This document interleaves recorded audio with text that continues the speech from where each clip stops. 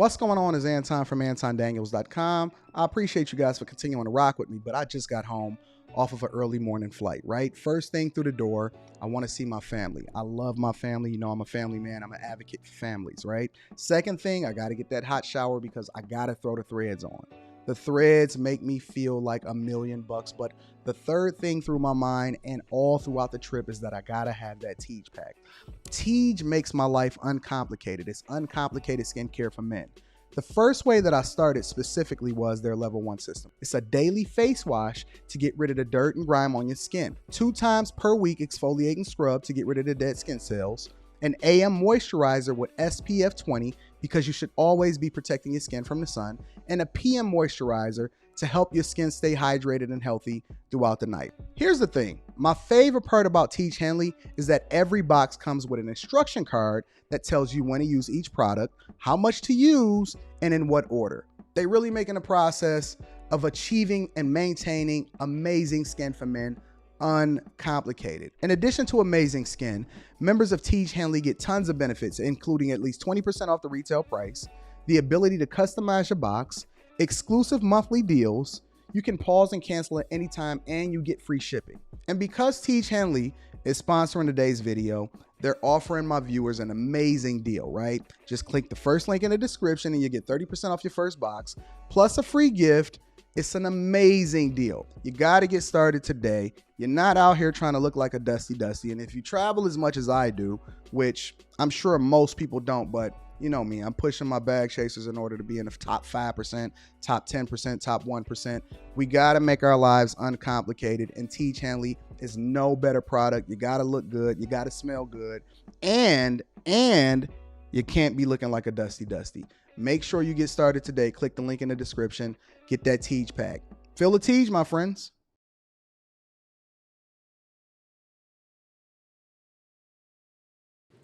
What's going on is Anton from AntonDaniels.com. I appreciate you guys for continuing to rock with me. I am in my temporary abode, which we like to call a hotel room, right? So I'm staying out here in LA. Caught a late night flight, not a late night flight. Caught a flight at about 9 p.m. Eastern, which was really 12 a.m. Pacific. And I'm starting to get used to it a little bit. I'm starting to actually get used to all of the flights back and forth and everything like that. But when you really start to take it into consideration, and you're talking about a 4.5 hour flight from Detroit over to Los Angeles, and you're talking about a completely different thing, time zone, the whole, well, wait. 9 p.m. Eastern, which was 6 p.m. See how I'm getting mixed up? 9 p.m. Eastern, which is 6 p.m. Pacific. All right, I had that backwards.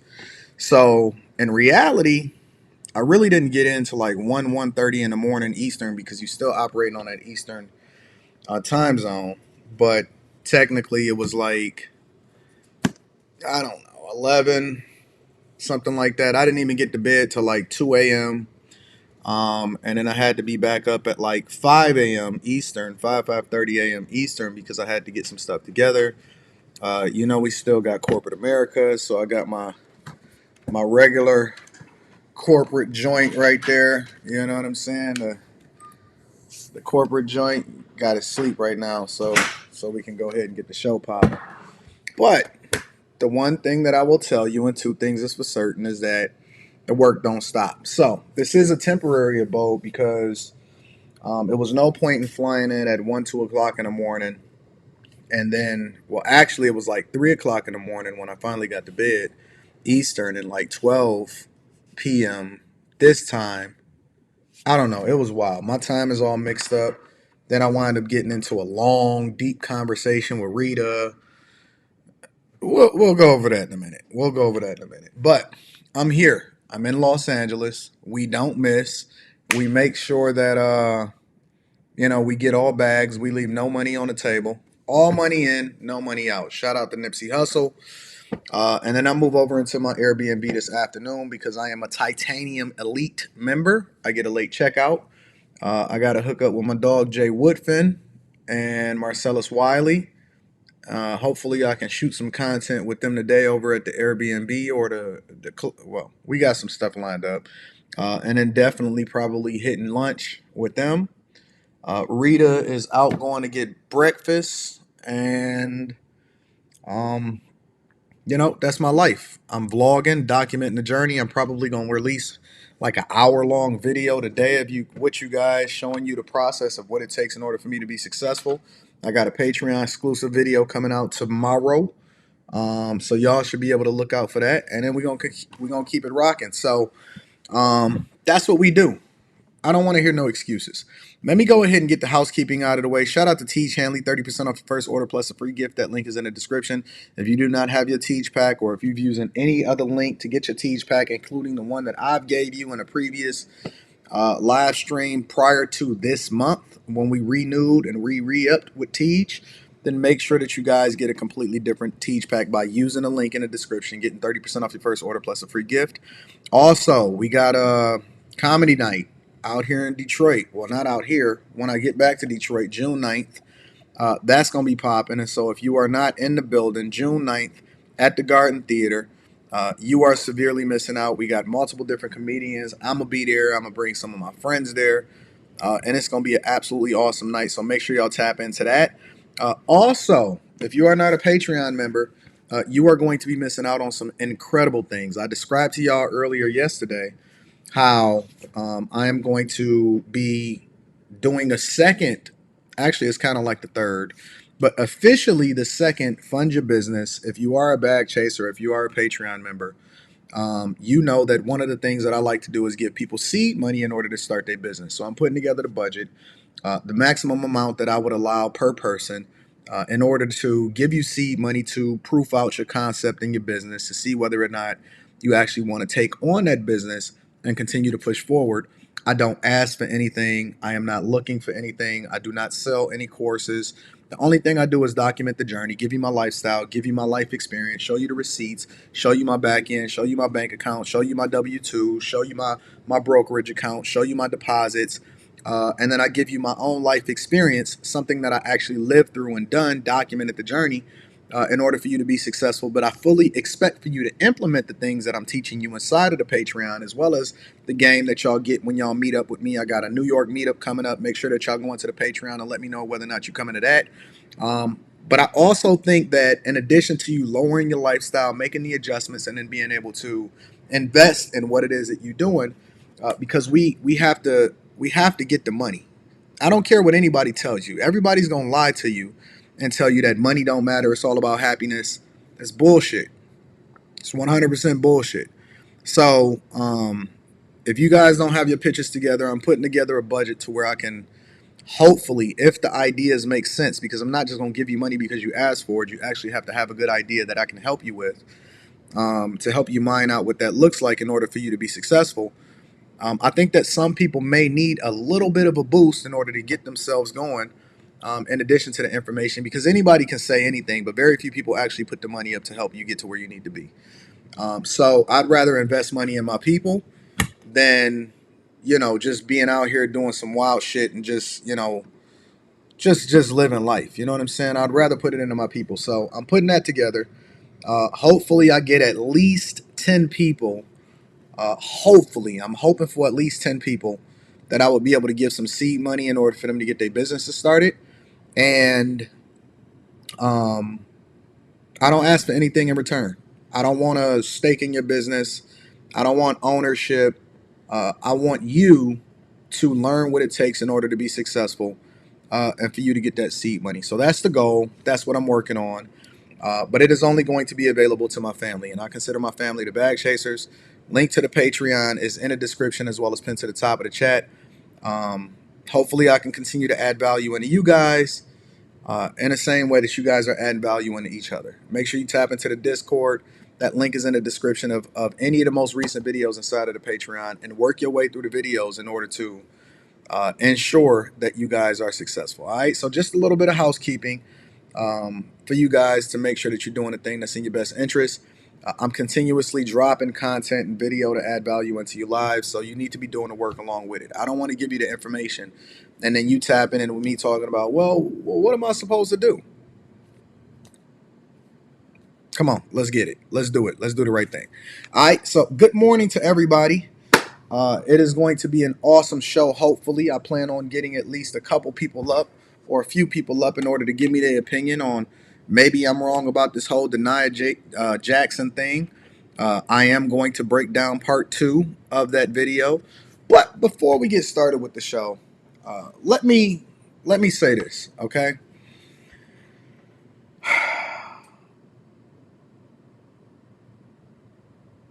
When you guys take these coaching calls, because I have some seat at the table members, and so the barrier to entry for Patreon, in order for you to get a seat at the table, is you already have to be a regular member, right?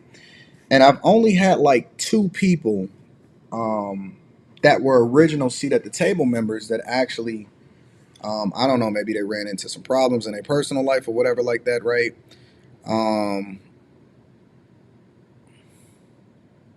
What? Hold on, let me see something. But I would also like to... All right. That was an email. I was trying to understand what people are saying. But some people are seat at the table members. So sometimes you got to understand this. I am a C student, but I'm a little bit wiser than you probably give me credit for. I didn't get to where I am in life by completely missing the mark, okay? So sometimes you guys call me, and I don't think that you truly taking advantage of your calls. Now, I'm gonna just go ahead and hold you a little bit accountable.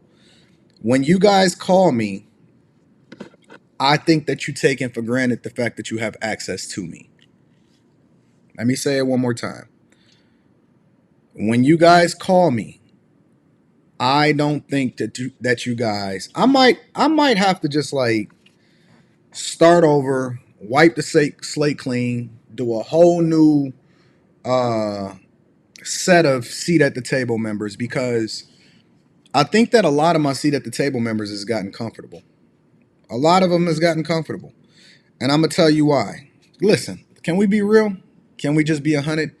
I'm going to tell you why my seat at the table members have gotten comfortable. Sometimes they call me, and because they've had access to me for so long, they don't think that they can put in the work, and they think that they can just come in and call me and then start shooting the breeze like my time ain't worth nothing. And so what they'll do is they'll ask me a question. And when they ask me a question, I know they haven't been paying attention. I know you have not watched the videos, the latest webinars inside of the Patreon. I know you have not viewed probably the latest shows that we live streaming on. And I get it, right? I'm not telling you that you have to look at everything. But a lot of times I hit on the same points. And some of the points is very, very basic. And I hit on the same points regularly, right? And when I drop a video, especially some of the latest webinars and the latest videos inside of the Patreon, where I literally break down and I show you the receipts and stuff like that, for me, that content is riveting. I mean, to the general public, it probably doesn't mean a whole lot because they interested in the drama and the fuck shit and all of that. And if you want the drama and stuff, you can get the full uncensored interviews, like the Charleston White interviews, the Cybertron hacker videos. It's plenty of content in there that's not available to the general public. I'm literally building a online library and catalog for you to be able to get the insight, information, success, and even the entertainment to go along with it. We got the medicine, we got the candy, we got everything you possibly need in order to continue to build up and then have a good time and align yourself with the people. I even come and fly to you and meet in person, right? So if I fly to your city, but then you were just too lazy to get out of bed to come and kick it with your boy, or if I drop a webinar and I'm continuing to beat a specific point because I'm trying to get y'all to do something, or if I say, okay, I'm about to do a build your business and I'm about to fund your businesses and stuff, and you have access, and so you rely on the idea that, oh man, yeah, I could just call him anytime he want because I got his phone number, I got his personal phone number, you're doing yourself a disservice. Because the first thing that I'm going to recognize based off of the conversations that we have and based off of the questions that you asking me, or the fact that you don't take advantage and ask any questions to me when you finally get calls from me. You know what I'm saying? If I'm on the West Coast and your call is every 2 weeks and you got a half hour with me every 2 weeks, and you call and it's 4 or 5 o'clock in the morning on the West Coast, and then I pick up the phone and I'm like, yo, what's up? What's going on? Well, we just shooting the shit, or you trying to get this work? You trying to get this work? Because there's plenty of other people. Yo, I have a list of. I stopped even doing personal phone calls. I stopped even taking personal coaching calls until July, because I had so many people that wanted reoccurring calls, and so I wanted to spend the majority of my time pouring into the people that I've already had a relationship with. Right? I'm not going to push them to the side in order to make sure that I get new people in. So now I'm starting to get a waiting list of the people so that I can start getting them into the coaching calls with the limited amount of time that I have. And you get it. Basically, you got access to me for practically free. I lose money every single time I talk to y'all. And that's how much I love you. And so as a result, if you just calling me and you just shooting the shit, and then you ask me something that I've been hitting on over the past 2 months, or you start missing multiple different calls and you fall the fuck off, what you think I'm gonna be chasing you? You think I'm gonna be calling you? You think I'm gonna be trying to figure out what the fuck? Like, I'll do it a couple times, but I'm not your father. I'm not gonna force you to get this work. You know what I'm saying? And so y'all calling me on some laissez-faire. Oh, what's going on? Yeah. Cause you got a little bit of money now, you successful, you might have doubled your income, you might have tripled your income. And so now we all on the same level, right? What we doing? What we doing? We working, or we just shooting the shit? Cause I can shoot the shit with my wife. At the very least, at least I can rub on her titties while I'm shooting the shit with her. I'm not just trying to be on no. We getting money, or we what we doing? I can go and cut the fucking computer off, or get off the phone and go and get some pussy if that's the case. I'd rather be getting some. Come on, man. Listen, I'm gonna be real with y'all. I'm not the one to be mincing words or anything like that. I could be getting some head. I could be literally getting some head, but we sitting on the phone shooting the shit on some regular type shit. Come on, man. We got a window. We got a window of opportunity to really take advantage of some stuff and really get this bag and really take care of some business. Look, my chick is in the chat right now. She like, yeah, you could be getting some head right now. You could be doing some real. Her love language, because I know y'all like to do that love language. I don't believe in love languages. Her love language to me is I don't know, what would you call it? Submission and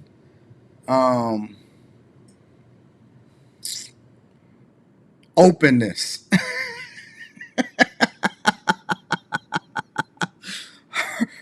Her love language to me is submission and openness. You know what I'm saying? I'm just gonna be 100% real. Like, if y'all ready to work and y'all ready to get money, because I love having fun, but I love getting money while I'm having fun. You know what I'm saying? So either we working and we getting it, or we wasting our time and we just fucking around. You know what I'm saying? I was never the dude that was just standing on the block shooting the shit with the fellas. As a matter of fact, I don't even hang out with dudes unless we going out to connect, have some fun, get some money, or talk business. I'd rather be chilling with my daughter. My daughter is out of town in a whole nother city getting at work and taking care of business.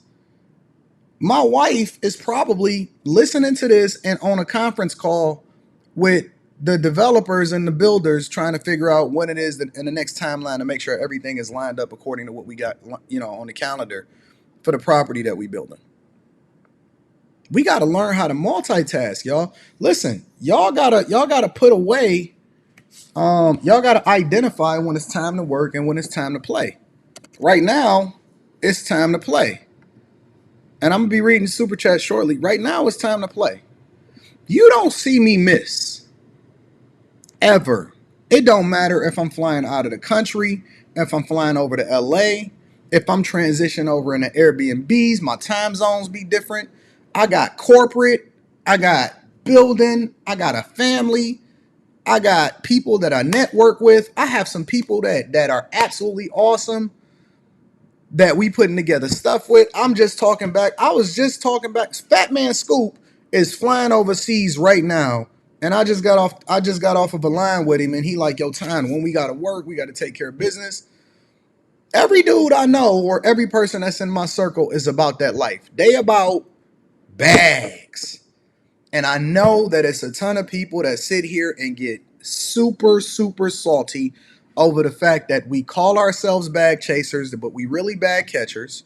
Over the fact that we talk about money because they want you to feel bad about the fact that you're richer than them, that you're better than them, that you're more successful than them. And for some reason in their mind, they think that righteousness has nothing to do with being successful financially and that you're not supposed to be having money. For some reason, you're supposed to be broke. Or if you got money, you're supposed to be silent and whisper and supposed to be humble about it. I know that's what they want to teach you. I know that's the thing that they want. But all they doing is projecting their own trauma and their own issues and their inability to really be able to be successful at anything, and then that being a reflection of what it is that they have in their bank account. And so don't let anybody trauma bond you in order to be poor. Don't let anybody trauma bond you into poverty. Poverty does not equal righteousness. As a matter of fact, I would say poverty equals demons. Poverty is demonic. There is nothing more demonic than poverty, because poverty is the thing that incentivizes you to do things that you wouldn't normally do because you're under duress, because you have no ability to be able to feed yourself. Debt is literally the thing that God preaches against inside of the Bible, right? It's the thing that then subjects you to environments and conditions that's not conducive for your family or your daughter. And as a matter of fact, it's almost a requirement, if you actually study your word, for you to leave an inheritance for your people that come after you. Read the story of the talents. He took the talent away from the one that had the least, and he gave it to the one that had the most, because he wasn't nurturing and working and taking care of the thing that he gave him. If you're sitting on your laurels, if you have some sort of talent, if you have the ability to be able to earn, if you're not taking advantage of your situation, you're actually sinning. Did you know that? I don't know what I'm gonna say on here, but I'm gonna tell you the truth. If you are out here poor, you have 2 legs, arms, feet, a brain, and you poor, you living in sin. Oh, Anton, that ain't what my pastor say. Man, I don't give a fuck about your pastor. If your pastor was telling you the truth, he'd give you some tools in order to continue to level up and do something for yourself.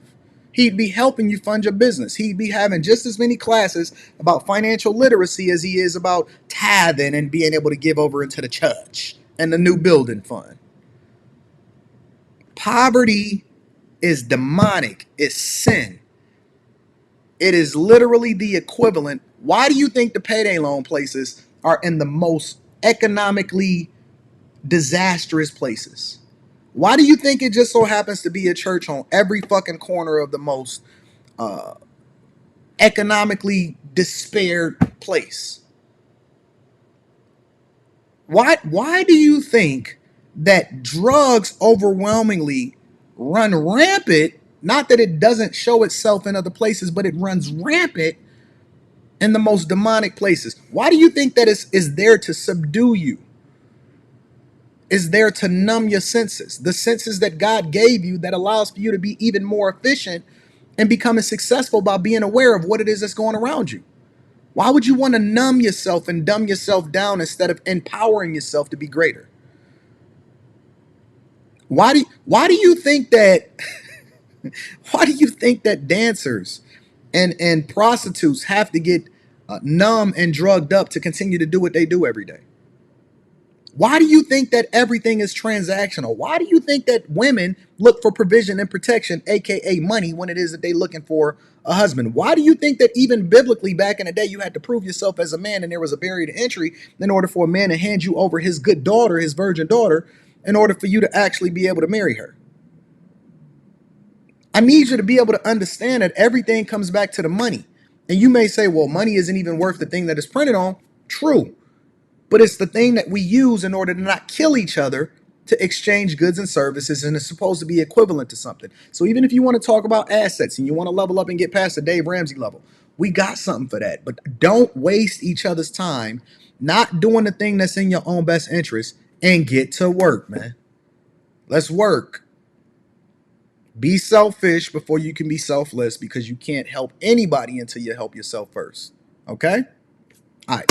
So, let's get into it, y'all. I want to read the super chats and then I want to get it popping. Thank you to everybody that hold me down. Thank you to everybody that's tuning in to me on a Friday out here in LA. It is doom and gloom out here. I brought my hoodies. So I'm like, yo, the weather was actually better back in the Midwest and on the East Coast than it is over here in LA. It's like 60 something degrees out here high. We hoodie down though. We hoodie down, bucket hat. Shout out to all of my people. Alvin S says, who needs a ride or die when you have a ride or fly? Who's first class? Bag chasers for life. Shout out to all of my bag chasers and all of the new bag chasers. Get them a shout out too. Ed Hill is in the building, says, morning bag chasers. See y'all June 9th.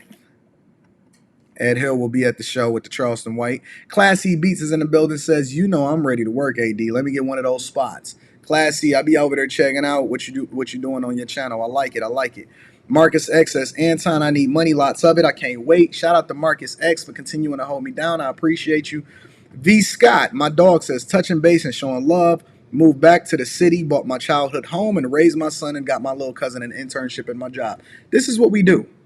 When you have resources, you're able to empower and employ other people and put them to work so that you can actually give them an opportunity too. He paying it forward. The grind don't stop. Catch up with you soon, bro. Shout out to my dog, Vern. I appreciate you, Vern, for holding me down and acknowledging what it is that we've been doing and building and putting together inside of the Patreon, aka the Bag Chasers. I love you. I appreciate you. Shout out to all of my ladies in the chat. We are about to get into the show. Before we get into the whole Derrick Jaxn thing, I want to talk about Kwame Brown, right? I try to give content creators, shoot them a lot more bail, right? Not all, because I do believe in reacting to the content itself. But look at me, I'm using my room key in order to talk to y'all. I do believe in reacting to the content, but I try to stay away from how it is that they operate in their personal life. But what do you do when your personal life literally intersects with the content, right? I think that it's a very, very interesting dynamic, and I think that it's very interesting how I see content creators that used to be, not even used to be, but it's still public figures, but used to operating in a different capacity. So, for example, you can take Shannon Sharpe, and they both cut from the same cloth, if you ask me, right? Shannon Sharpe used to be a football player, Hall of Fame football player, has now transitioned over into being one of the best commentators, in my opinion, on any sports show. Him and Skip is absolutely killing it. I love to see his takes. He's been right on a lot of different things, especially with regard to Ja Morant. But I think that he's been off on some things as far as how it is that he operates in his personal life. Like, for example, when he said he paid for the divorce of a chick that he really wanted. That's wild to me.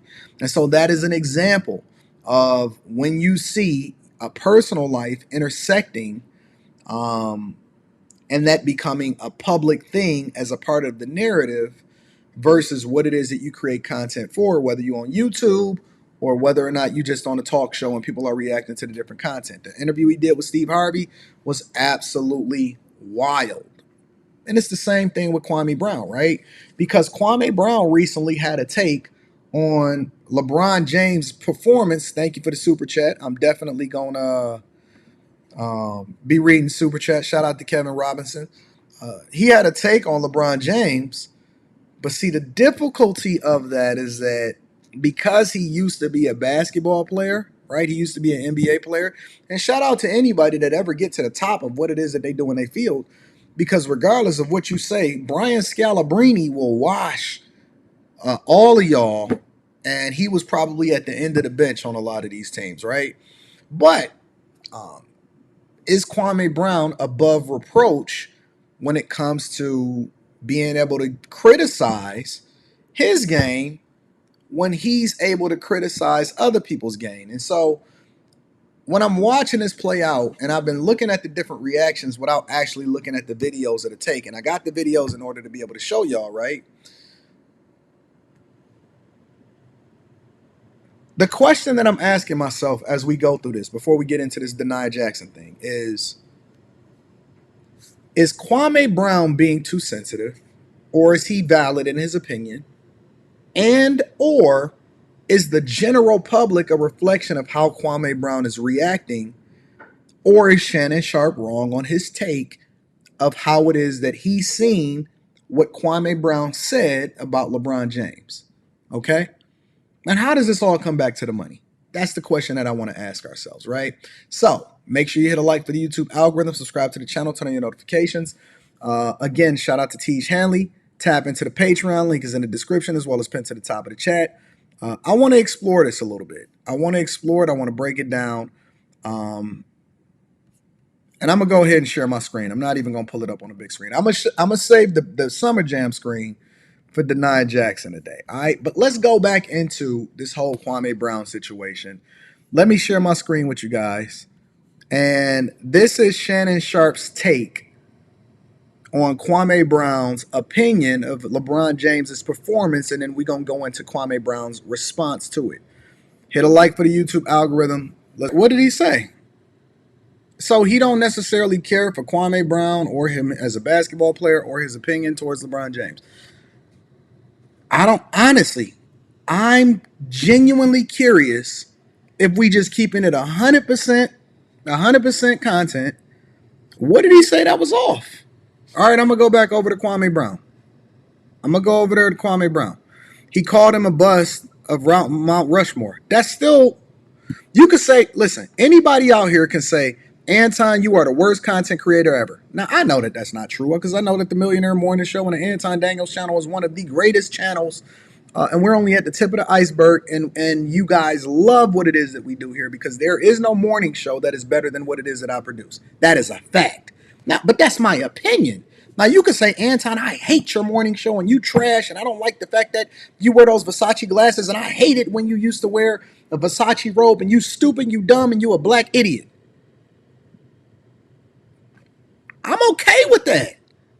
I am a public figure. I am a content creator. You can say and have an opinion about me, my ability to create content, whether you like me or not, or that I'm too dark, or I'm short, or that I wear this bear on my head. That is all 1,000% full game. I'm with it. As long as you don't show up to my house or you don't puncture my tires on my car, we 100% G. When I see you in the streets, I'm going to be like, oh, man, you crazy. Ha, ha, ha. And I could chop it up with you still because it's still 100% content. I don't take it personal.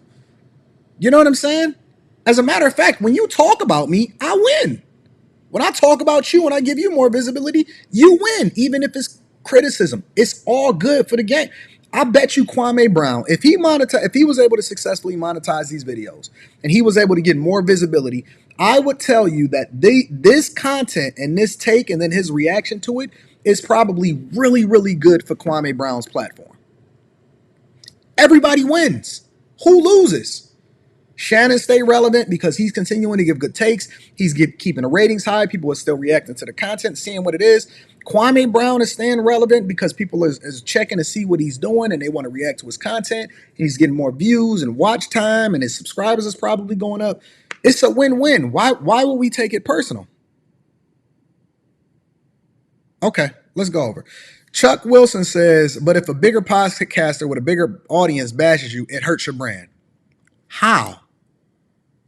They're exposing their audience to me to come over and see me and make an objective opinion for themselves, whether they like me or not. It's exposure. How is it hurting me? Listen, any big podcaster, feel free to come and assassinate my character. Anybody bigger than me, I invite you. I roll out the red carpet to you. My goal, I remember when I told last year and the beginning of this year, my goal, positive and negative, and I publicly declared it, was to be in be on everybody's screen, get more visibility, have more reaction videos, negative or positive, and to have people talking about me. My goal is to keep you talking. I don't give a fuck about none of the rest of this shit. Keep tapping in. I want to get exposure from another platform. What brand?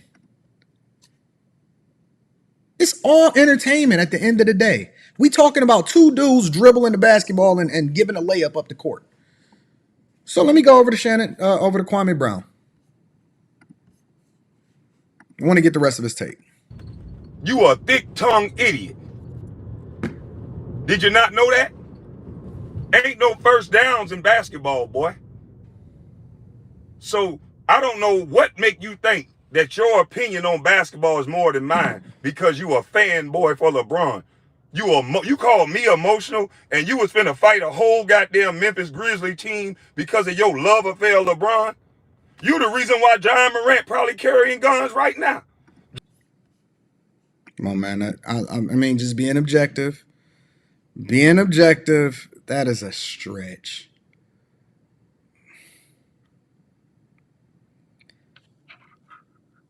I'm honestly reluctant to continue to watch this because, like I said, I have more affinity for fellow content creators, and in my opinion, and I know a lot of people probably think I'm off on this, and I'm okay. I'm open to the possibility that I'm wrong or that you think differently.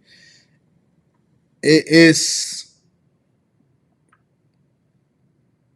you got to substantiate your argument back about the thing that he talked about. Are you a great player? Did you rise to the occasion? If I'm him, I'm saying, listen, if you drafted number one, especially out of high school, that means that you better than 99.9% of the population. I'm standing on that. Like, I'm going to throw my stats up there. I'm going to talk about how I dominated in my field. And I would even throw the challenge out. Like, listen, Shannon Sharpe, if you ever want to suit up and get on the basketball court, I show you just how good I am. That's how I would have played it. But we talking about he lining up with the white boy, Skip Bayless, and now he the reason John Morant is carrying around guns. Come on, man. And ironically enough, I see a lot of black people agreeing with him, but that's their opinion. Let's continue. John Morant was like, oh shit, a big ass nigga in a sweater, a grandmama sweater, trying to fight his daddy and the whole damn team. You the reason why. I think John Morant ain't trying to be no thug. He carrying guns everywhere because he's scared of goddamn Shannon Sharpe fanboy ass. John Morant, put them guns down, boy. Get you some of this tactical shit right here. Get you some of this right here for a big, thick tongue punk. Do what you need. Spray that big, thick tongue motherfucker in the eye. You fanboy calling somebody emotional and you about to fight a whole damn team about LeBron. You supposed to be a damn analyst, not a fanboy. You ain't nothing but a fucking fanboy.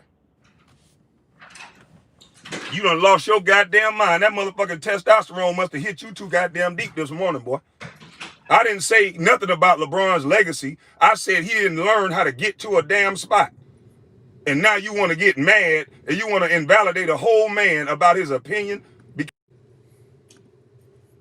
I'm going to be honest with y'all. And this is my honest to God take. No, none of that, right?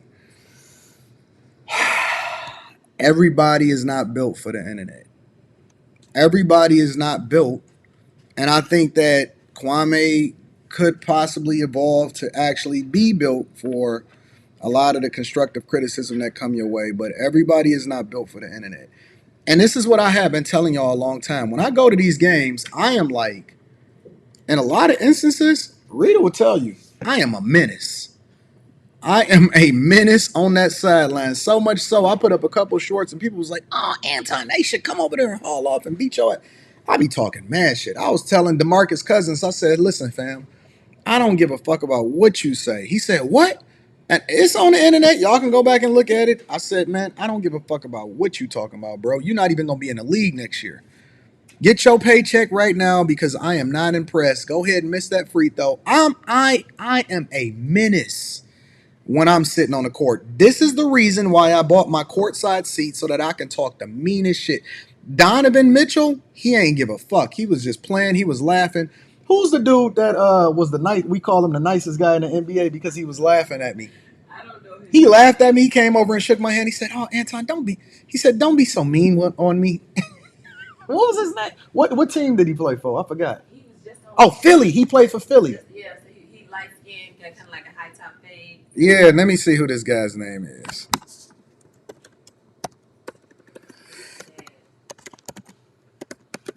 The nicest guy that I've ever hit, George's Niang. This guy right here. This guy right here. He listen. He killed us with kindness. He killed the whole arena with kindness, and then he hit a few threes on us and just go ahead and put us to sleep. I just went on ahead and walked over to my car. I said, "Okay, he got me. He got me." He came over. He shook everybody's hand after the game and all of that. I said, "I don't want to shake your hand. I want to go to the car." He started cracking up.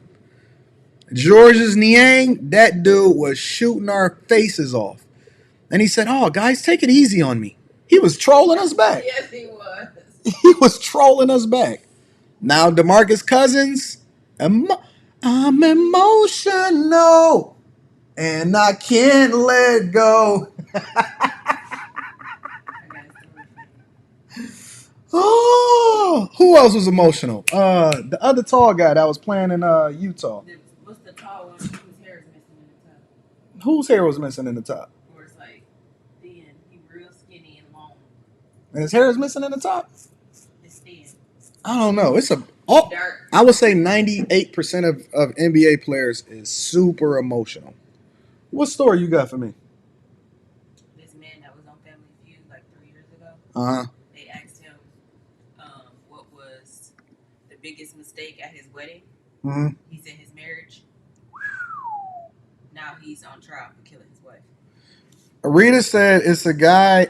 All right, we're going to get to that. The suspect. We're gonna get to that. We're going to get to that later. Let me see some more of what Kwame Brown is saying, y'all. Because you a fucking fanboy? You better not run your big breeder looking ass up on me. Because I got something for ya, you little fucking fanboy. You done scared John Morant into carrying guns every damn way, huh? Allegedly, I think I snapped. Because you a fucking fanboy. You on the damn panel. You, Skip Bayless, Stephen A. Smith, none of you motherfuckers played basketball, but you want to say that I can't talk basketball? He sounded like he was about to say, "I'm going to have you motherfuckers playing basketball in Pelican Bay." Because I wasn't good? That's what you say? Well, motherfucker, I'm better than all you some bitches. Oh, that busts your whole point right there, dummy.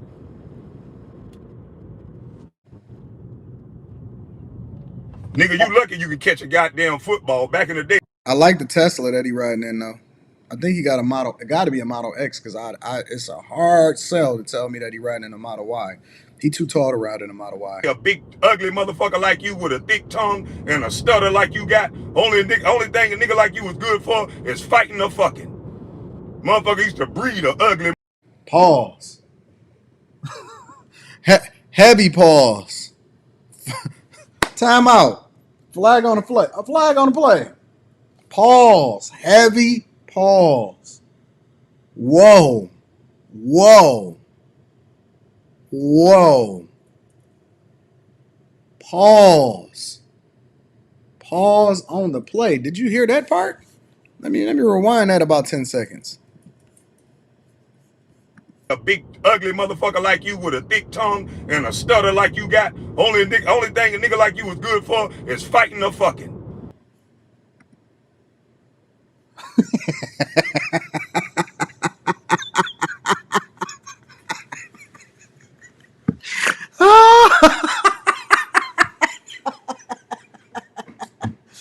Yo, flag on the play. Time out. Pause. Super pause on the play.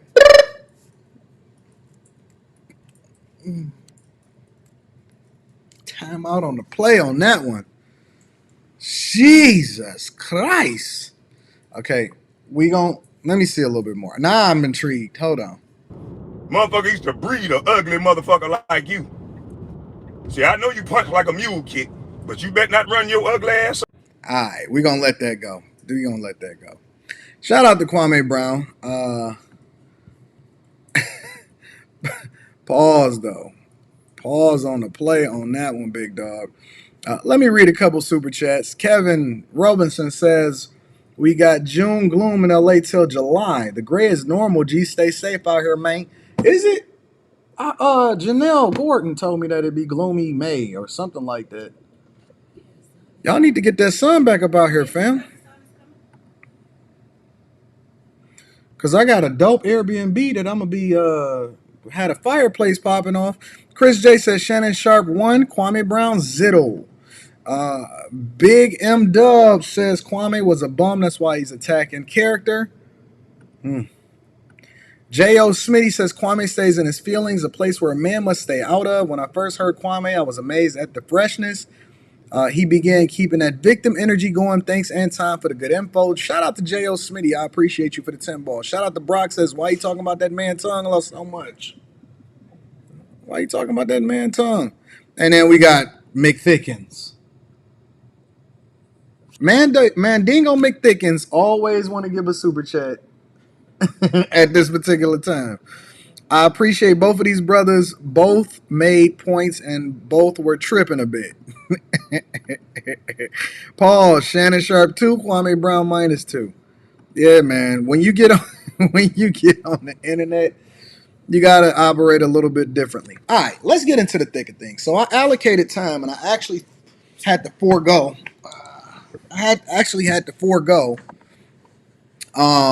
Doing some other stories because I wanted to allocate a little bit of time. One of the criticisms that you guys had of me yesterday was that I did not allocate enough time to be able to mine through some of the things that Derrick Jaxn was saying about Derrick Jaxn. Well, part 2 is here. I think that I mined it out pretty well. Shout out to Treehouse ENT. Says, sound like he could use a hug. Facts. You know what I'm saying? It's a little tough out here in these streets. So I want to deep dive into this, all right? So I'm going to allocate time to be able to break this down and look at it as objectively as possible because so many of the women felt like, well, Anton, you need to be able to see the full thing in order to make an assessment of how it is that she was moving. Let me make sure that I got the right video. You need to be able to come back to the front of the congregation in order to make an assessment of how she was moving. Oh, that's part 1. Did I get part 2 up here? Let's see. There we go. We got part 2 popping. All right, so I'm going to go ahead and play this. I tried to remove as much noise from in front of me to be able to see this as objective as possible. Make sure y'all hit a like for the YouTube algorithm, subscribe to the channel, get the likes up. Good grief. We always have over 1K in here every single morning and the likes be fucking anemic. What is wrong with y'all? That's all I ask of y'all. But let's go ahead and get into it. I wanna mine it out. Shout out to the king downstairs. Says if Kwame had that much energy on the court or in the gym, he would have had a successful career.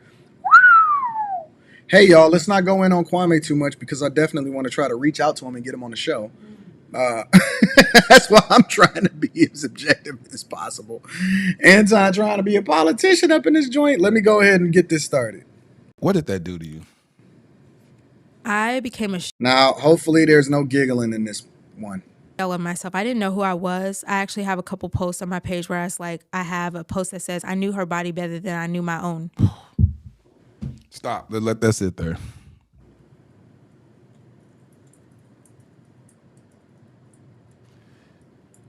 You said you knew another woman's body better than you knew your own. Yes, several women. Okay, I'm going to speed this up a little bit because the theatrics and the drama is a bit much for me. So a lot of times I have minimal amount of patience and it'd be taking me a little while to get through stuff because I'll be wanting to pause and give my thoughts and stuff like that. So I'm going to speed this up just a tad. We're going to go 1.25 and we're going to see if they can talk any quicker. I knew several other women's bodies better than I knew my own.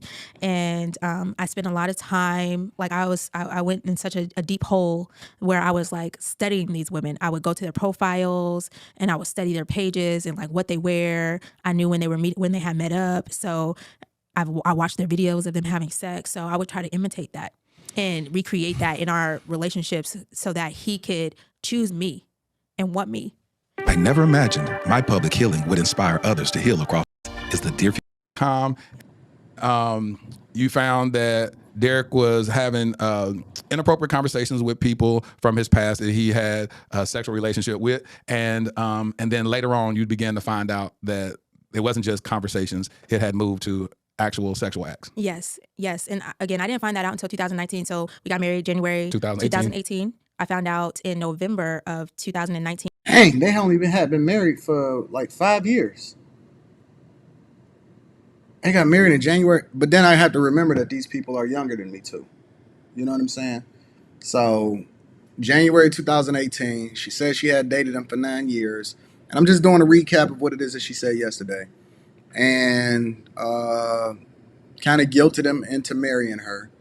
So he was already popping off in his book and stuff, I'm assuming, before he wound up getting married to her because, yeah, he was popping before he got married. That there was a lot of conversations that had turned into physical interactions from that point. So in that time span, I had actually began working on myself. I had 500 followers at the time. Oh, look at just 500 followers. 500, I was doing big things. It's like you're doing something. You're like, all I got kinds 500. of big things. I was known. People knew who I was, okay? He over here with 1.something million, you had 500. Everybody knew who I was, okay? And so I had actually started a little journey on Instagram at the time with like losing weight. I lost 66 pounds. I told you I had enrolled, thank you. I had enrolled in therapy. So my therapist is like helping me through this time as I'm losing weight. And I'm like, yeah, I'm becoming a better person, a better woman. I'm becoming more secure like in myself and confident in myself. Look at all this weight I just lost. I've been putting this work in. I'm fine. After 2 kids? 2 whole kids. I'm looking fine, okay? And then it was at that point I was like, I want to start traveling with you. I'm going on tour with you. So then he Uh-oh.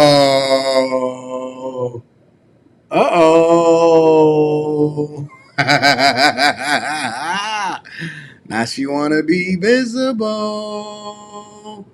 That's not what the agreement was in the beginning.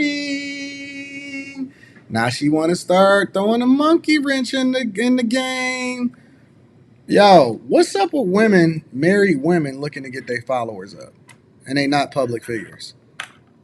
I'm just curious, what is up with married women looking to get their followers up and they not public figures or they not actually doing anything to bring in any revenue? You just want some relevance? You just want some visibility?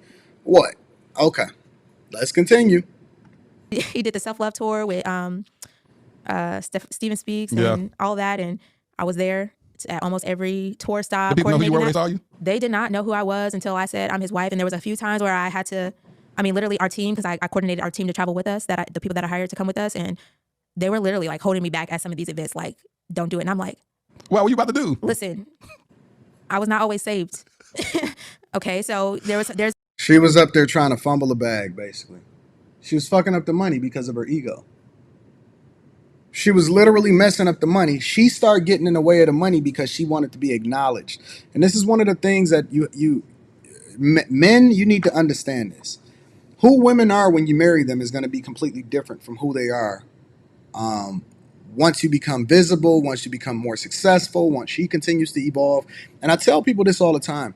Yo, who you are when you're 20 is completely different from who you are when you're 30. And so as you evolve, if you're not growing together and she don't understand that this is a bag associated with it, so you letting your ego get in the way of what it is that he's doing in order to generate the revenue, you're not playing fair.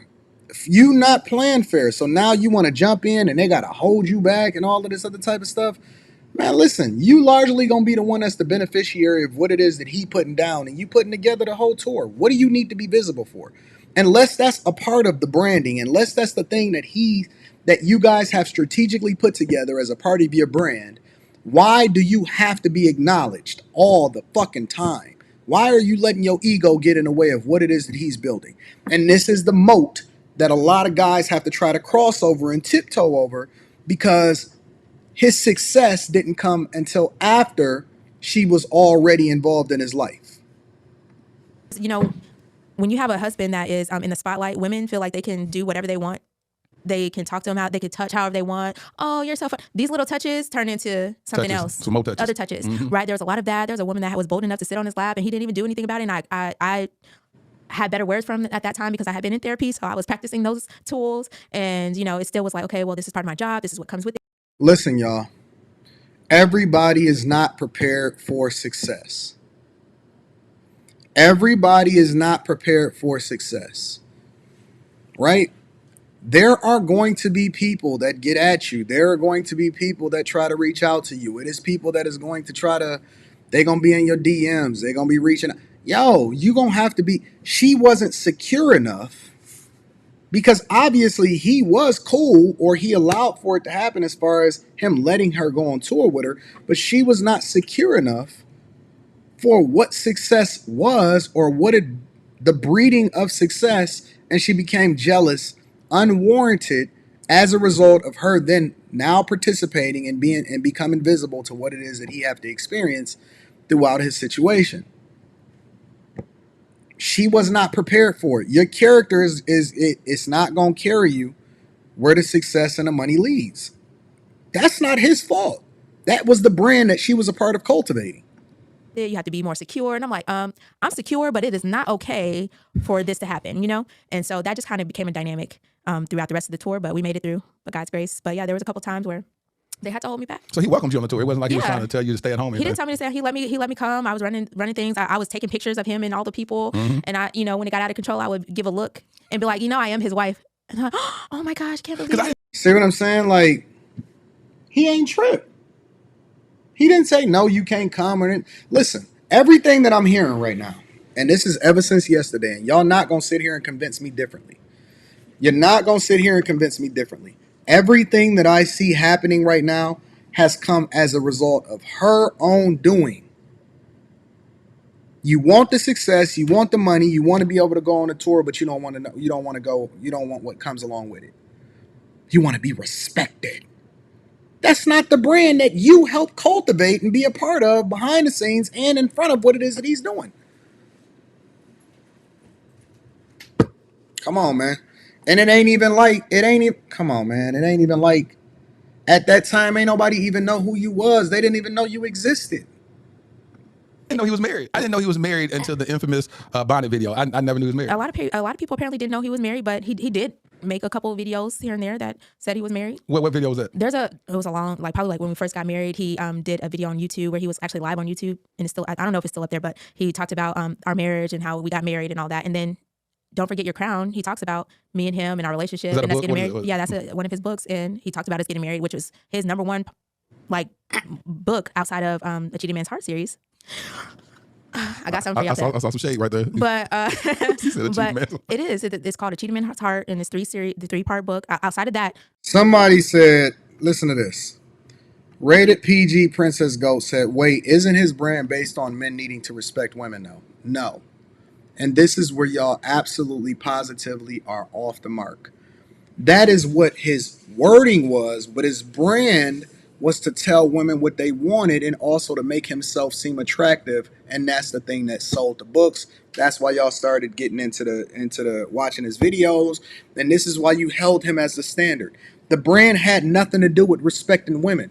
The brand had something to do with making himself attractive to his potential audience and then pushing a narrative of what they wanted to hear to ensure that they continue to buy his books and buy his products.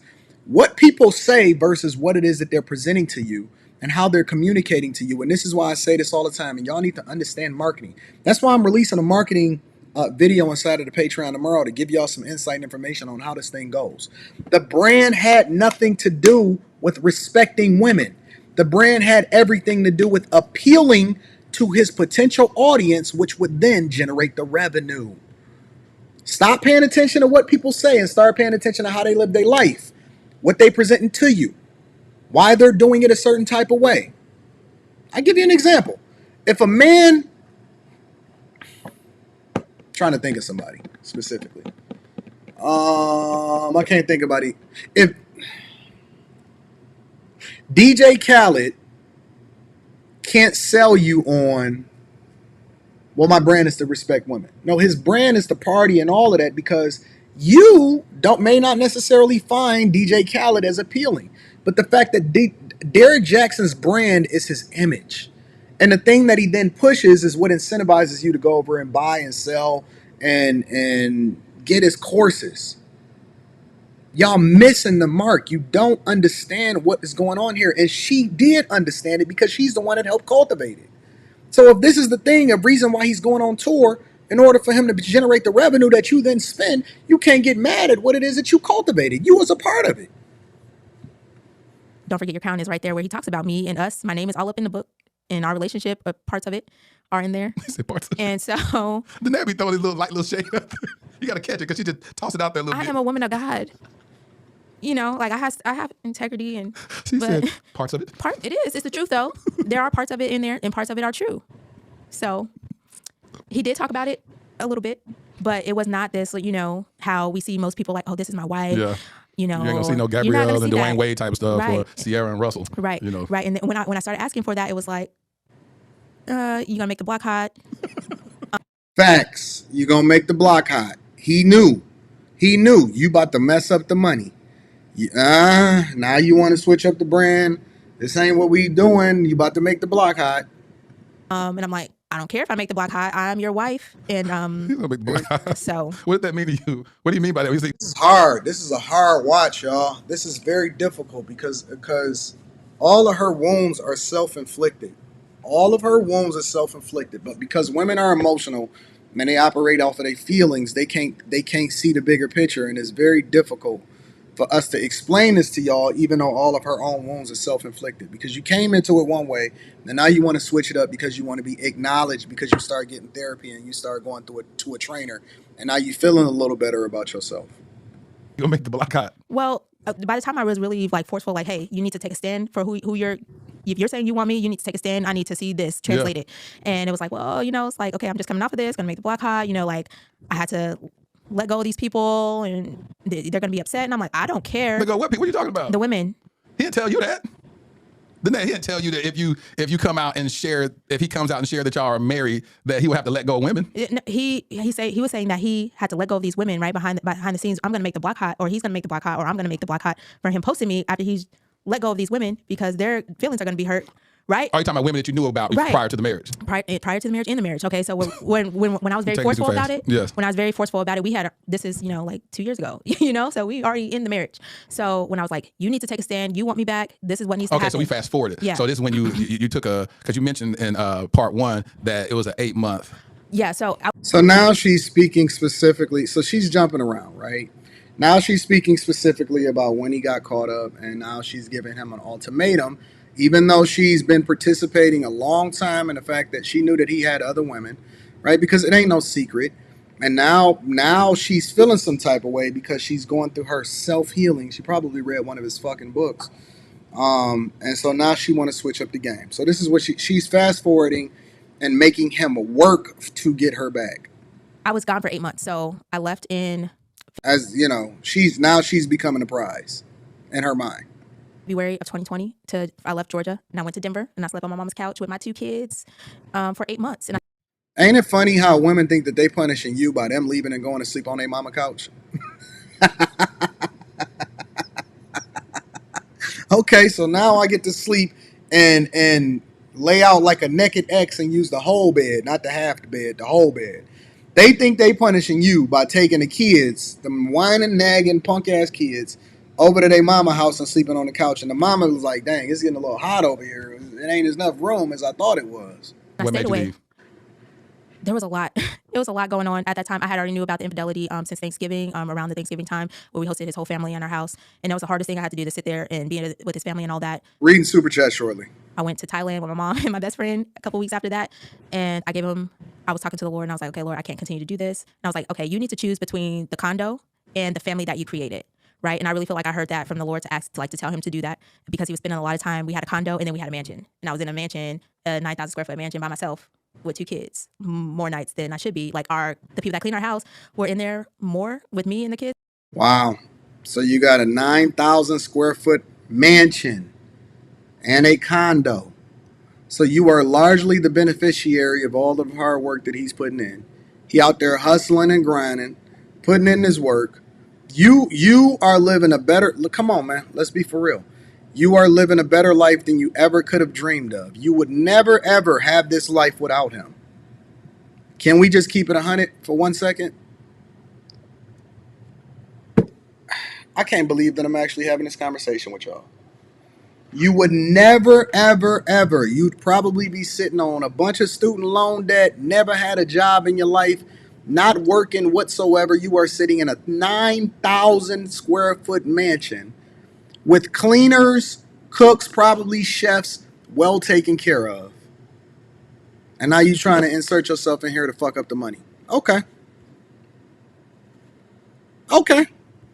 Than he was. And so I really felt like I heard that from the Lord, like, hey, choose between the condo you're spending all your time and the family you created. And he got so upset.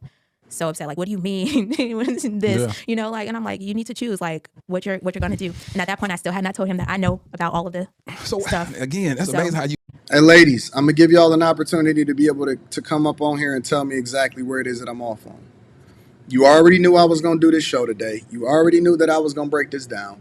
I am going to give you an opportunity to come up here and help me to understand where I'm wrong at. Make sure that you prepare yourself, okay? We just going to have a conversation. I'm curious. you came out and talked about it in premarital counseling, and then now you withdrew again and didn't bring it up again in marriage. Right, because that scared me. Okay, all of the anger that I received after just telling him how I actually felt, like how I was impacted by his decision making in that time, and his reaction to that, it was not like that didn't invite safety. Yeah. That didn't invite like, oh, continue to do this. Like I at that point still had not even unpacked the rape trauma. So. Right. All of that is like fear. Like, okay, if I continue to talk about this, it's going to push him away. We're married now. I'm definitely not trying to get a divorce and be left with these 2 kids by myself. You know what's so funny, Rated PG? I would love to talk to you because you said it sounds like he needs to find a woman that'll get on this program of now 9,000 square foot mansion. Shouldn't be hard. He did. It was called Derrick Jaxn. And if you look at part 1 of the video, she literally explains how this is exactly who he was before she ever got with him. Throughout the entire time that they was dating, she brought trauma into the relationship, knew of every single woman. It wasn't a secret. Actually, allegedly, based off of what people are saying, deleted 3 children and participated in the threesomes. And you sitting here now telling me that now she wanted to switch it up. She was on a program. She benefited from it. But now all of a sudden it's all on him and she's basically clearing her name. Stop it. Stop it. She was on the program. That's why she was in the program. That's why she helped cultivate the program. She helped build the program. So, and I quit my job to be a stay-at-home mom and to work with him, and so. Oh, you quit your job to stay and get taken care of. I just withdrew within self. I had not overcome all those things yet. I hadn't unpacked all those things yet. So, fear. I was almost like intimidated by him, and then you add on some things that I had not dealt with my daddy issue. All of it kind of equated into me withdrawing back into self, into my little shell. So, again, I had to unpack all of those things just to get to a point to be in a sound mind. So when you left, what did you say when you left? I didn't say anything. He just came home one day, he was gone. Well, he was at the condo. He decided he was going to go to the condo because we had a big falling out. So it's a condo in the same city? Yeah, it's in Atlanta. It was in downtown, midtown. So you had a condo in the house? We had a 9,000 square foot mansion in the same neighborhood that the Migos, one of the Migos people, I don't even know their names, but one of them lived like not far. So why do you think you need a condo for? He needed a condo so he could record. I was told the condo was supposed to be for business, for recording, to get this look, for the webinars and all that. That was what that was for. But little did I know, we was out here living our best lives, whole full-blown relationships. Duh. Okay, so. I want to say duh on that. Duh. Yeah. Yeah. Question. Here's my question, dog. For you guys, you wild boys of y'all out here being crazy, why are y'all bringing these chicks back to the places that you lay your head at? Completely side conversation. Why do y'all feel comfortable enough to bring these chicks back where you conduct business and lay your head at? That's wild to me. I just cannot. Maybe that's a new age thing. Maybe y'all just feel ultra comfortable with these women that y'all got hanging out around y'all or whatever like that. Some of y'all dudes, I'm going to be reading super chats throughout the show. Why do y'all feel comfortable enough to bring these chicks and these hood rats back to one of your places? That's crazy to me, yo. Like, it's like if you have a whole condo, first of all, if you really want to do something, you got a 9,000 square foot house, you can put a whole studio in that 9,000 square foot Right, house. but no, we have kids. Oh, shut your punk it. Okay. Let me stop. I don't want to go off on a host. Because now he's simping. Hey, listen. We're not looking for your opinion. We just want you to ask the questions, get the information, and we want her to be able to communicate it. Stop trying to put thoughts into people's heads to try to give them advice on how it is that they can lock up their man. Every person needs to have a level of separation so that you can come back together and appreciate each other. Absence makes the heart grow fonder. That's a fact. Too loud. There's all these things. The reason why that couldn't happen. So you could have built a studio in the backyard of that bad boy. There was a lot of space. I imagine so. In Atlanta, the 9,000 square foot house, I can only imagine what that backyard looked like. Ridiculous. Right? And so, so he had the condo it's supposed to be for business, but he spent more nights there than he did at home. So anyway, he ended up going back to the condo because I had said some things like as it relates to scripture that he didn't like agree with and all that, and it just turned into a big thing. And I was like, you need to be delivered. I just came. Now she started introducing. First, God didn't know you. Now all of a sudden he starts speaking to you. God didn't know you at first, and now you became spiritual, and now you hit me with scripture.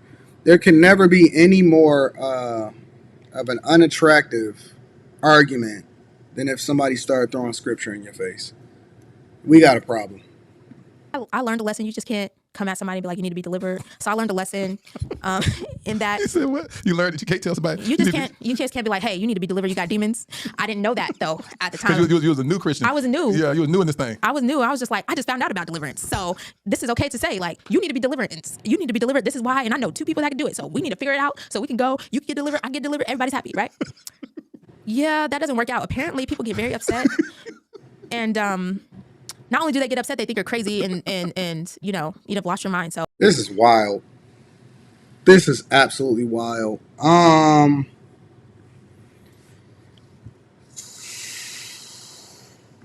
went through that. I said that, and then I'm crazy. He said I'm crazy and all these things, and I need to get a mental evaluation. He called my mom, which is how my mom got involved. He called my mom like, hey, you need to come check on her.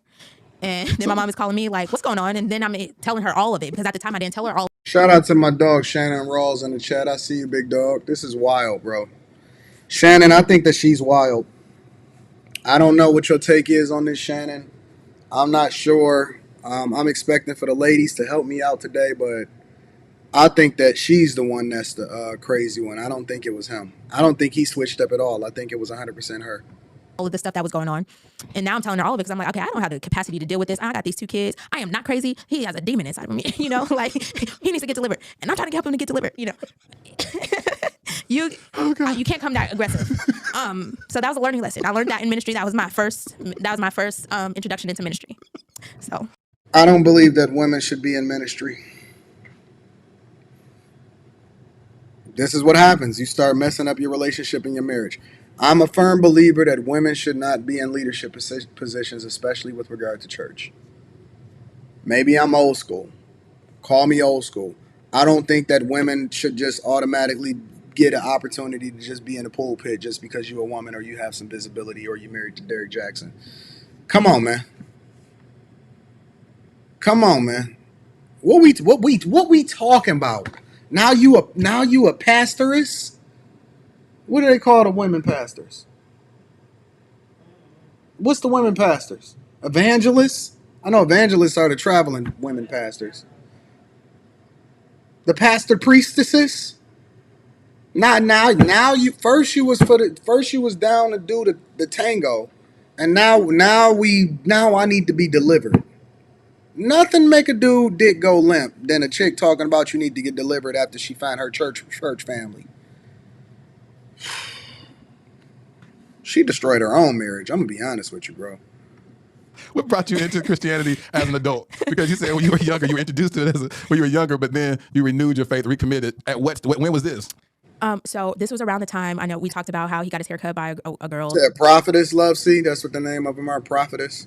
That he had sex with. And it was around that time I enrolled in therapy. I had 3 therapists at the time. Yeah. And it was around that time I was like, okay, there's something seriously wrong with me and I need to figure it out. I cannot go another year like in this condition. And so I was just doing everything. I'm like, listen, whatever I can get into, God is the And answer. plus I have money, so you can just go pay I'm for gonna try whatever I can try. Like yoga, like what else you got? You know, like God is the answer. So let me figure that out. Let me get in Bible study. I'm calling my mom like, when is your Bible study group meeting? I need to get on a video call with y'all. You know, because I'm in Georgia, they're in Denver, and so I started doing that and. I was like on and off with that a little bit, but then I started having some like weird dreams and things like that where I felt like I always had to fight, and like I would go through the day, I'm like, oh, I feel like I have to fight, but I don't know what I'm fighting. That's good. Like I don't know what I'm fighting, and then my mom was like, okay, Validating the behavior. Yeah, that's good. That's good. That's good. I was waiting for you to get to this point. Yeah. And she's just sitting here waiting the whole time, reading me my whole life, and she's like, okay, there is a spiritual war going on. There it is. And you need to decide who you're going to serve. Yep. That's what she said to me. I was like, what? What do you mean? I already served Jesus. She's like, you need to decide who you're going to serve because you have not been serving my Lord. And I'm like, okay. So That's good. once I started pursuing, like taking this, when she said that, I was like, okay, this is real. And then our daughter started having some like night terrors. But it was some crazy like paranormal activity type of stuff happening in our house. Like when I say stuff moving, when I say lights turning on by itself, when I seen our daughter literally get picked up out of her bed, there's a camera in the room and on the floor, like nobody's in her room. I believe in all that. Drop the receipts. I need to see the footage. I need to see the footage. Drop the receipts. I need to see the footage. This is all crazy to me. This is all. Is this around the same time that she started wearing her helmet of righteousness and she started making a rap album? Just curious. Is this the same time? Around the same time that God told her to start rapping on the internet and do a rap album? And she did a whole video shoot at the playground where she did her video was shot on the playground of the righteousness of the Lord. Come on, man. I'm reading the super chat shortly, yo. Nobody's in her room. And I was like, what do I do besides calling the name of Jesus? I don't know. So that's what really started. Because I'm like, okay, now my child is being attacked. I got to take it serious. It's one thing with me, but can y'all imagine seeing your chick do a rap album on the internet? Now my child is being attacked. She's 1.5, 2 years old at the time. And so I started really going down that path. And I didn't really tell him because he was, he's at the condo working. so he's out, he's providing and I'm out here. Give me that nice little soft life you live in. Yes. I'm like, yes. So you can have 3 therapists and exactly. Listen, shout out to all 3 of them therapists. They had their work cut out for them. And yes, so. And so what Therapy is a scam. was the breaking point for you to get up and leave and go to Denver? So when he said I was crazy, because I'm like, you need to be delivered and we need to go now and this is what needs to happen. So he called your mom and you said, forget it, I'm going. I was like, it took a couple days and I was like, okay, I feel like I can't just leave. So I'm like, okay, we need to go to therapy. We need to work this out. And I'm texting him because he's like not answering my calls. He's like, if you come to the condo, I'm gonna call the police on you. All these, I'm like, okay. I said, I'm with it. I was texting him. I'm like, okay, we have to figure out how to work this out. The best way for us to do this is for you to come here and we can figure it out. Like, and he was basically like, I'm not coming back. Ladies, y'all ready to cam up? I'm gonna drop the link in the chat. I'm curious as to what y'all thoughts are. Back there, like I would rather be separated from you than to be miserable with you in the same house. And I was like, Mom, my bags are packed. When can you be here? And she was on the flight the next morning, flew in, and we drove, or I can't even say we drove. I drove like 80 miles an hour to Denver. All the way from Atlanta to Denver. Yes. How long was that trip? So it's a 24-hour drive. I drove the first 15 hours pretty much straight through. She had to force me to stop driving. You were just motivated on adrenaline. I was adrenaline, and I was just like so upset, and then I was kind of scared too because I'm like, I can't believe like I'm actually doing this. He's gonna freak out. So now you would put your children in danger, talking on the phone to your mom, jumping in the car, and just shooting out to Denver, and leaving your 9,000 square foot home. Yeah, this makes so much sense, y'all. When he realizes that I'm gone, because I didn't say anything, I didn't send. My phone was actually my phone was actually turned off at the time because there was like a little financial crisis. RK, therapy is a scam. That started happening around that time too. So my phone was actually turned off. So I was like, this is You never just lie about that financial crisis. Had your phone cut off. My phone was cut off I at the live in a time. 9,000 square foot house and your phone get cut off. He was working at the condo, so It could have been a financial crisis, just oversight of the bill being paid. Yeah. Because you can't have a 9,000 square foot house. I don't know. I wasn't even involved with the finances, so that's what I've been told. So You've been told? Yeah, because I wasn't involved in it. He just told you what? It's a financial crisis. Yeah, because Tasha K messed up the money, blew up the spot, and so it's a financial crisis. And so now y'all don't have no money. Yeah, that's basically what happened. It's a financial crisis from what I understand. Define financial crisis. Define it. Define it, because there was sure a Lamborghini. That's what I'm saying. And Bentley sitting up here doing car videos with a Bentley. there was a lot of stuff. So I don't know where it all went, but we had a financial crisis and my phone was turned off. So at that time, it was turned off, and How long was it cut off? About a couple hours? days. See, I don't understand it. Days, and so it kind of worked out because then he can immediately call me, and my mom's not answering the phone, so there's that. But by the time I actually got to Denver, he was already there. So He was? he was. Oh, he flew down there while y'all was driving? He flew, and he was at my mom's old address because he had looked her stuff up online and went to her old address. Didn't realize that she had moved, and so he was at the wrong address. And I called him when I got there. I was like, okay, at minimum I could call him when I'm actually there. Yeah. Let him know. He's like, I need, like, let's talk. He's out standing outside. I'm outside. I'm like, outside where? And it's snowing, and he's like, I'm outside, let's talk. And I'm like, she doesn't even live there anymore. And I'm like, I don't think I should be coming out right now. Like, we just got off the road. And my mom is in the background, like, you just got off the road. You were not going anywhere. And then she's on the phone with someone. Number one way to ruin your relationship, ladies and gentlemen, is to involve other people in your relationship, including your parents and your friends and family. Again, let me say this one more time. Number one way to ruin your relationship is to involve other people in your relationship, including your friends and family. Shout out to Mike, that dude that held me down with the 10 ball on Cash App. Shout out to T-Max77095. Says Cookback Chaser, I appreciate you. Celeste, I appreciate you.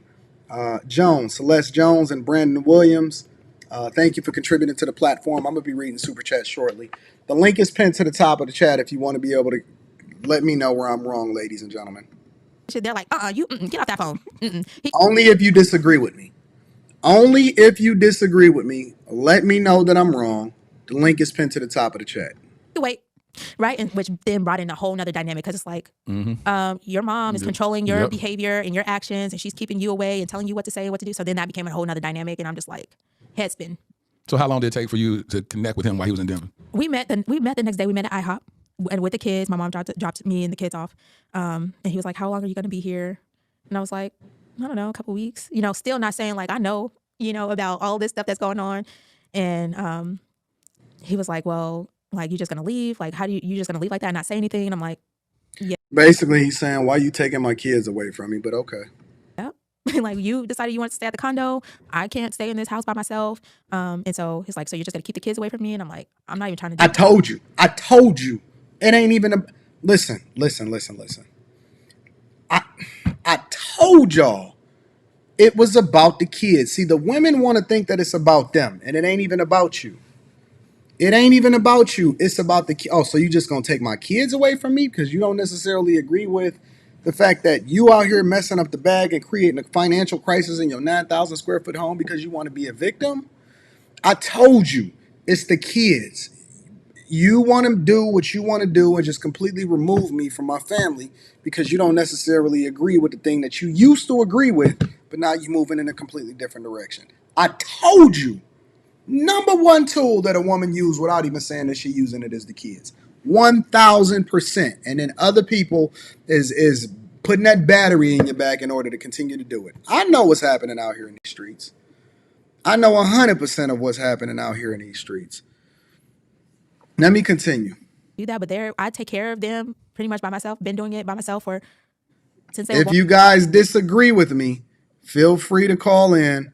I'm going to be reading Super Chat shortly. If you disagree with me, feel free to call in.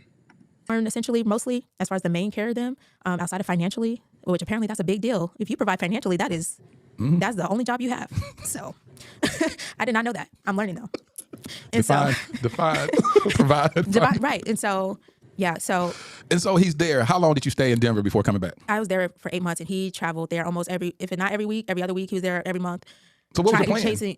Because he wanted to go up there and see his kids. I was just trying to survive. At that point, by the time I got to Denver, I was like unhealthily, like skinny, like I was malnourished. I was depressed. You was not malnourished. Let me come back to this. What is that at the 26 mark? I want to get some of these women up here because I'm curious. I'm genuinely curious. Am I off? Have I completely been off as a result, or am I accurate? Make sure y'all cam up. I'm looking to get some insight and information on how it is that I'm off on this. Give me a second. Give me a second. I know I'm not off. At all. I am 100% on. I'm on my game. I'm on top of things. What's up, Jay? Hi, how are you again? I'm doing well. How you doing? I'm doing great. I definitely had to cam up because I agree and disagree. Okay. Um, Well, let's start with the disagreement. Let's go with the bad news first. What do you disagree with? I disagree that you're just supposed to allow any kind of behavior. She was wrong because I watched the entire two-parter yesterday. Hmm. And I felt she was very naive as far as thinking that he was going to change. Like in college, he allowed cheating and you allowed cheating and you allow all these different things. So you told him how to treat you. Hmm. But when you make a commitment to marriage, that's a different thing. How?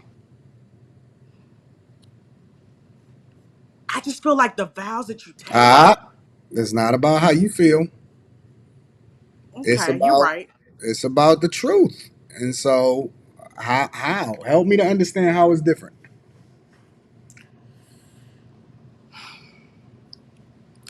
That's a good point. Why would That's it be any different than how y'all established for the relationship to be? Why should it be any different? That's true. And I know for me, I've never done it. So I honestly did not like the interview because I felt like even if you guys are divorced, keep your marriage between you and him, Hmm. not even involving other people. So I felt like the way she went about it was wrong. And I watched it and I was like, it was giving drama, reality show for me at one point. And I was very disappointed because I'm like, as a woman of God, that's not what you're supposed to be putting out there. Well, she But just found God in the first time that they broke up. that is true. She just That's so found God, so we can't even use God as an excuse. that's so true, Anton. I'm curious as to where it is that I'm off on this thing. Well, you're not off. You're not off. Um, I was just talking to my mom about it, and a lot of times with men of means, definitely coming from that kind of family, you do turn your eye to it. And one of my older aunts, she's now in her late 80s. Hmm. My mom was struggling and she was just like, I don't know if I can do this anymore. His job comes before me. It's just a lot of things. But he was always present for us. And literally, my aunt in her 80s said, you know what, Veronica? Your husband's providing. And if you just take your feelings out of it, she did say that, take your feelings out of it and tell God about it. And when he says something, just do it. Even if you think it doesn't make sense. And my mom literally told me a few weeks ago, she said, Jonica, even though his ideas didn't make any sense, she said his business took off more because I was just Mm. obeying him. But also, there was no infidelity there. So they didn't have that premise of the relationship. So what So was the problem then? Why was she wanting it in the first place if it wasn't even no infidelity? let me tell you, I think a lot of times people get in your head.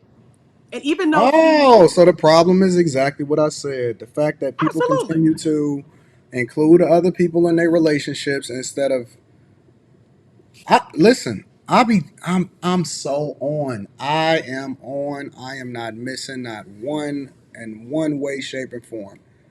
I am not missing not one piece. I'm trying to understand the logic between women. Y'all want the lifestyle, you cultivate it, you participate in it, he show you who he is before you got there. Let me ask you a question. Why don't women go with the nerd? Why do y'all don't want the nerd? So I can't speak to that because I've dated several nerds. I don't really go off of looks, if I'm being completely honest. If you see my background and see But the y'all people that but I y'all date, inherent it seems like y'all inherent nature is to go for that other guy. I'll speak on women around me. There is some intrigue for the man who is not stable because you feel like you can stabilize him. The man that So y'all isn't providing. don't so y'all want instability so you can stabilize it, not stability Well, I already. can't speak for myself because I don't do that. You've I never honestly dated. don't. You've never dated a that other guy ever. No, not honestly. Hmm. I was a nerd. I was the one that was into my books and really into God as a kid. Like I really was, and it didn't appeal to me. I Guys that have been in a certain lifestyle have tried to, but I don't fit into that kind of dynamic. Hmm. But I don't think you're completely wrong. I think there is a she kept saying, well, I didn't verbally say that don't do this, but you would just think that it was like, but you inadvertently agreed. Like the whole analogy that she said, we were on a schedule and I was passing women on the stairs. I was like, why would you say that ever? Mm. I felt like that was a shot to her character. And, I felt like she was trying to play him down. And this interview was very much so the host, like, well, I just wanted to make you look good so nobody could say anything. But she really was telling on herself in a lot of ways. Like, I you agree. don't respect yourself. I agree. I don't see anything that she said that actually aligned with um repairing her image and all of that other type of stuff. I think she looked nice because whoever her glam squad or makeup artists and stuff, they did a good job on her. But I don't see anybody actually. That didn't mean nothing to me. Yeah. You're totally right. So I just was, I will say, and since you have had a long-standing marriage and you profess all these things about marriage, what would you give an Yeah, my advice as chick far is as laying right there in the bed. is she? She right Hello, there in the bed. her. She right there. Awesome. What would you say to young people who want to have a great marriage and you know people see the signs, if the signs are there, but hmm should we just, if we date a man of means, just be okay with him stepping out, even if we've made the commitment to one another to never do that? Should we just Well, the accept first it? thing y'all should stop doing is dating. Mm, Because you dating somebody, you having a conversation with somebody's representative. You're not actually building with somebody based off of the things that you align with. That's why the word says you know stop being unequally yoked, right? Because that dude that y'all think that y'all want ain't even for you. I'm gonna just keep it 100% real with you. The dude that you want, because what y'all don't understand is that it's not about what y'all want. It's about what's best for you. The guy that you want is not for you. Y'all keep going to God and praying and having conversations on the internet and talking to y'all homegirl a bunch of times about what a good man is and what he's supposed to look like and all of this other type of stuff. And that ain't for you. That ain't yours. He never was yours in the first place. He never was going to be good for you. He showed you who he was. You have your own woman intuition, the whole 9 yards. But then what y'all do is y'all step outside of y'all purpose. You completely go against the thing that was taught to y'all in church from your father, the whole 9 yards. Y'all live y'all life. Y'all get exposed to stuff y'all not supposed to get exposed to in the first place. And then you create this narrative of what you think makes the most sense. And then you try to fit him into this box that you've created, or that was the standard for you, that he never fit in the first place. You can't box a man in that ain't meant to be boxed. He a whole nother entity and a whole nother being and going in a direction that ain't for you. And so what y'all do is y'all start dating instead of aligning with the person that you know is best for you in the first place. You already know. You already met him. You've already experienced him. He probably in your network. He's probably your best friend. He probably in a friend zone. The dude that you're supposed to be with. But what y'all do is y'all step outside of y'all purpose, put yourself in a line of fire, and then when you get shot, say, well, it's his fault for putting me in that position in the first place. No, it's your fault as an adult putting yourself in a position and being unequally yoked with a person that you wasn't supposed to be with in the first place. So what y'all have to start doing is stop dating, stop hoeing, stop slutting, stop going into these indoctrination camps, stop being of the world, and start aligning yourself with that dude that y'all probably got in the friend zone, that your father is probably a closer reflection of your father. He gonna be a good husband. He gonna be a good man. He probably believe in God. He gonna treat you right. He probably already treating you right, suffering through whatever it is that you putting him through while he's observing you getting done dirty by the dude that's not even supposed to be with you. And so instead of y'all rolling with him, with somebody that's actually good for you, y'all choose the dude that's actually, that you think is supposed to fit in this box that you gonna save, that ain't never gonna be anything other than what he presented himself to be in the first place. Women need to start getting on the program of what it was that they were supposed to be in the first place. You a nerd? Go and fucking talk to the nerd. You a cornball, and corny is good. Corny is fun. Corny is awesome. Go and be corny. Stop trying to be a city girl. Stop listening to Carisha. Stop listening to Meg the Stallion. Go and sit y'all butts down and be with somebody that's actually gonna take care of you, be a good husband, and align more closer to where it is that y'all was supposed to be lining with in the first place. Y'all fucked up out here because y'all making bad decisions, and then y'all blaming it on the men when really it's only a small percentage of the men that's making y'all for the streets. It's the truth. It is. And then they don't want to hear me. They say, Anton, nah, you too hard. No, I'm gonna keep it 100% real 100% of the time. Absolutely. If y'all don't You want are that with life, truth. don't be a part of it and then complain about it when you get into it. Jesus, you just said Listen, word. listen. 99% of these chicks out here, I'm gonna keep it 1000%.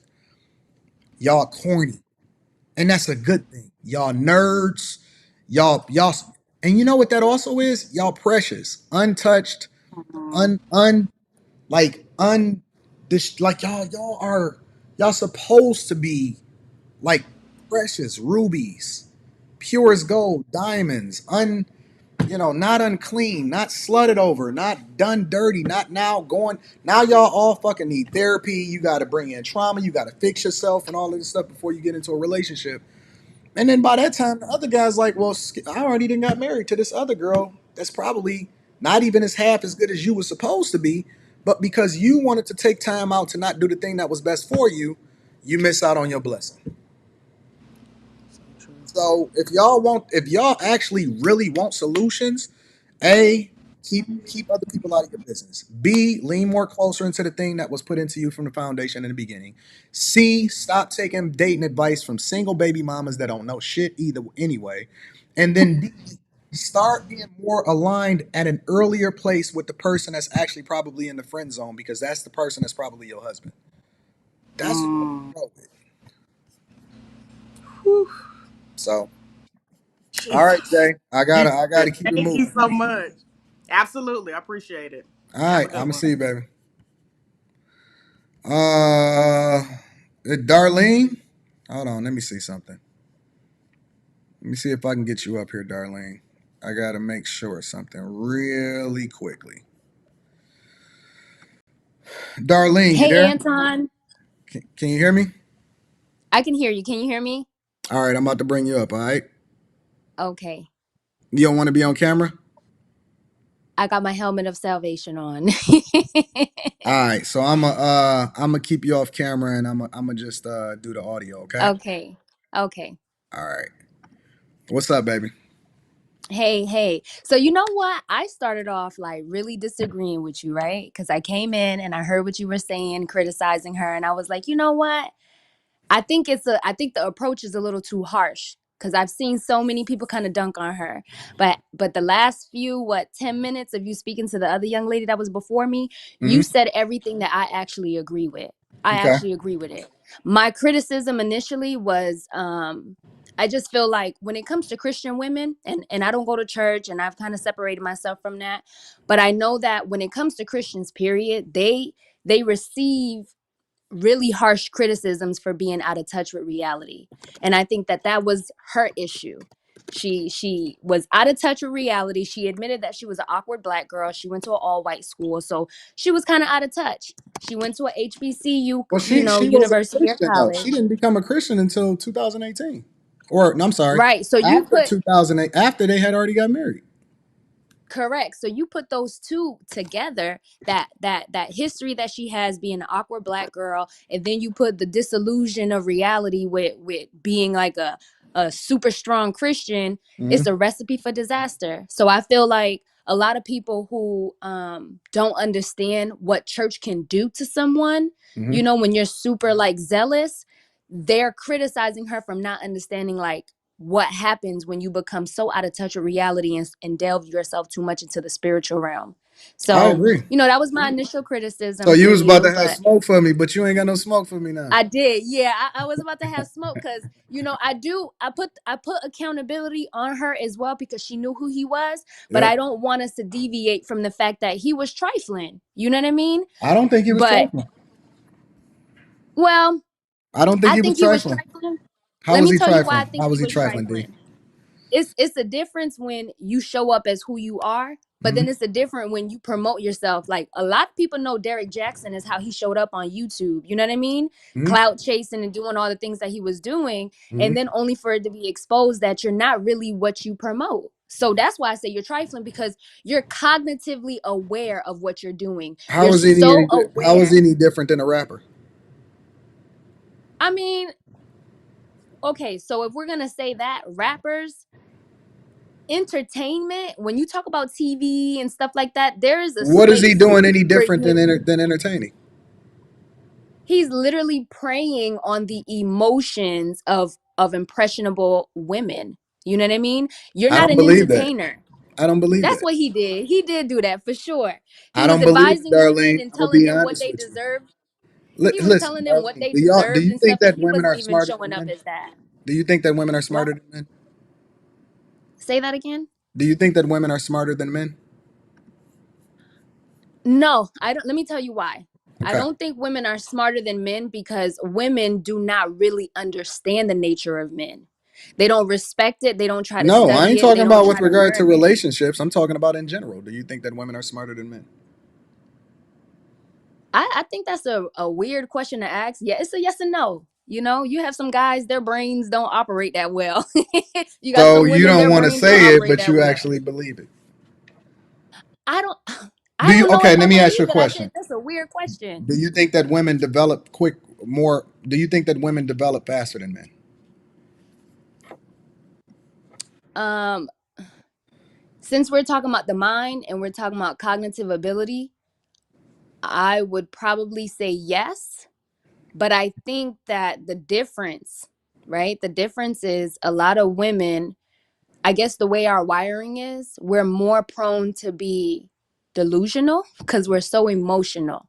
Okay, so let You me know what I ask you a mean? different And question. sometimes, Let me ask you a different question. mm-hmm, Can you tell um, when a dude just want to fuck you? yes. You can tell. But I'm not delusional. That's the thing. I understand the Whoa, whoa, nature of whoa, men. whoa, whoa, whoa, Darlene, Darlene. I'm serious. How are you any different than any other one? How come you so smart? How come you so wise? How come you can use your intuition? I'm a How I'm can you make I'm a better student. decisions, but your comrades Because can't? I'm a student. I've been a student of life. And for me, one thing about me, I think what preserved me was my ego. I never wanted to fall from grace. I never wanted to fall from my glory. So I knew What does that have to do very with early. being with other women, not inherently knowing who it is that they dealing with? Y'all, listen, I don't believe for 1 second that women in general don't genuinely know who it is that they're dealing with before they deal with them.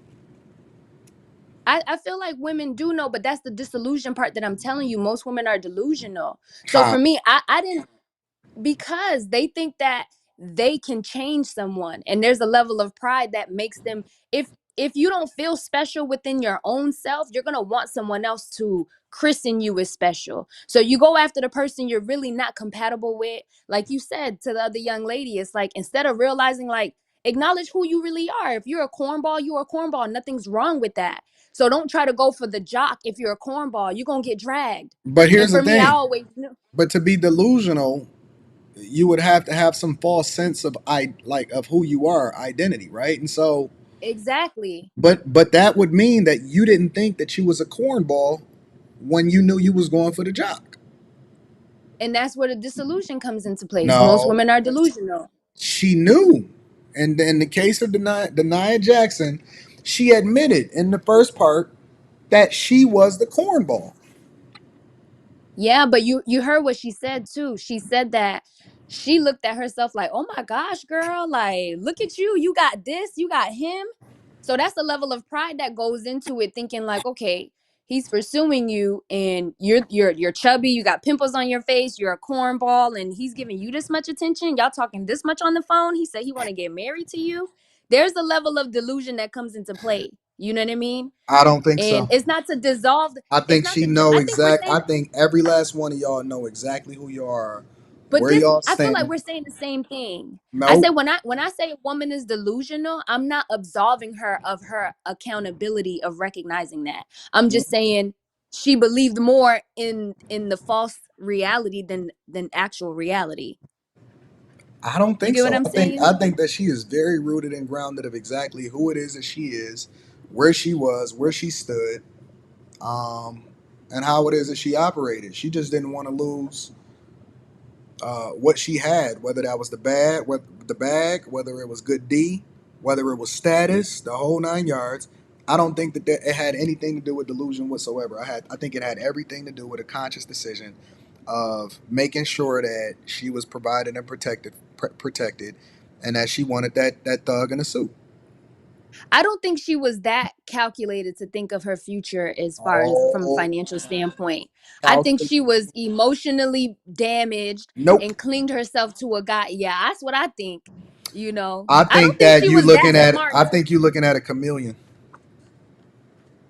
Oh, okay. So if you feel that way, then I can understand why you dunking on her the way you are. You I are. think that you looking at a chameleon. I think that the easiest way for women to get over and get support from other women is to A, get hurt, and then B, lean into Mm-hmm. God and their righteousness and the righteousness of God in order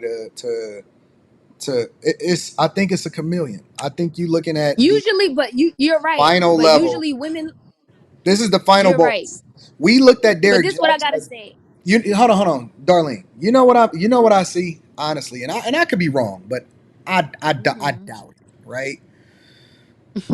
What you're seeing right now in certain movies, let's take like one of the bad movies of the Fast and Furious, right? One of the like the 7, 8, 9s or whatever. What you would see a lot of times is a guy, and he would be the face, but he wouldn't necessarily be the boss, and the boss would be hiding in Mm-hmm. plain sight. And so, actually, the person that's doing all of the little manipulating and all of the things that's happening and what you're seeing happening out in plain sight is usually the final boss. It's not the guy that's being projected. It's not the guy with the big muscles and the visibility and he's on the cover and he's the one that's selling all of the books. It's not that. It's the person that's usually behind the scenes that's determining the fate of everything else, and they plan on the emotions. And then they most of the time they're the ones that's gonna come out on top. I think she's the final boss. The reason why I don't think she's as a chameleon as you're saying is because normally chameleons aren't transparent.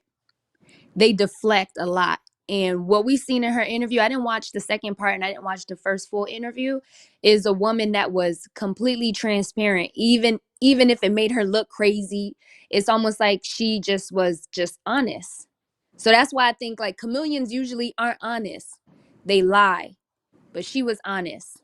So I'm not saying, You think so, she huh? innocent because she was saying things that's embarrassing. Like who would actually admit stuff like That's that the if way you was that a chameleon? you get the best results. What you talking about? I just don't think she was. She did the I don't Eminem think. on 8 Mile. I just don't think she was that smart to be a chameleon. Usually chameleons are psychotic. They calculate it. They know what they're doing, and they always play the victim. I mean, I'm not saying she's not playing the victim, but I don't think she is that smart to be a chameleon. We gonna find out. Time will tell. I'm open to the possibility that I'm wrong. Thank you, But the Darlene. only thing, Go yeah, ahead. Go the ahead. You only got thing other thoughts? yeah. Yeah, I was just gonna say the only thing is for me, because I used to go to church and I stopped going to church a while ago because I just realized like something about this is just off, right? Is that I do notice that people like to dunk on Christians, and it is embarrassing when you say, the things that she said is embarrassing. Hmm. But I do think that a lot of people aren't seeing what she's saying because they're judging the fact that she was a super zealous Christian. Well, um, you got to be responsible for the image that you paint, and you can't remove yourself from accountability on that front either, though. That's true. That's true.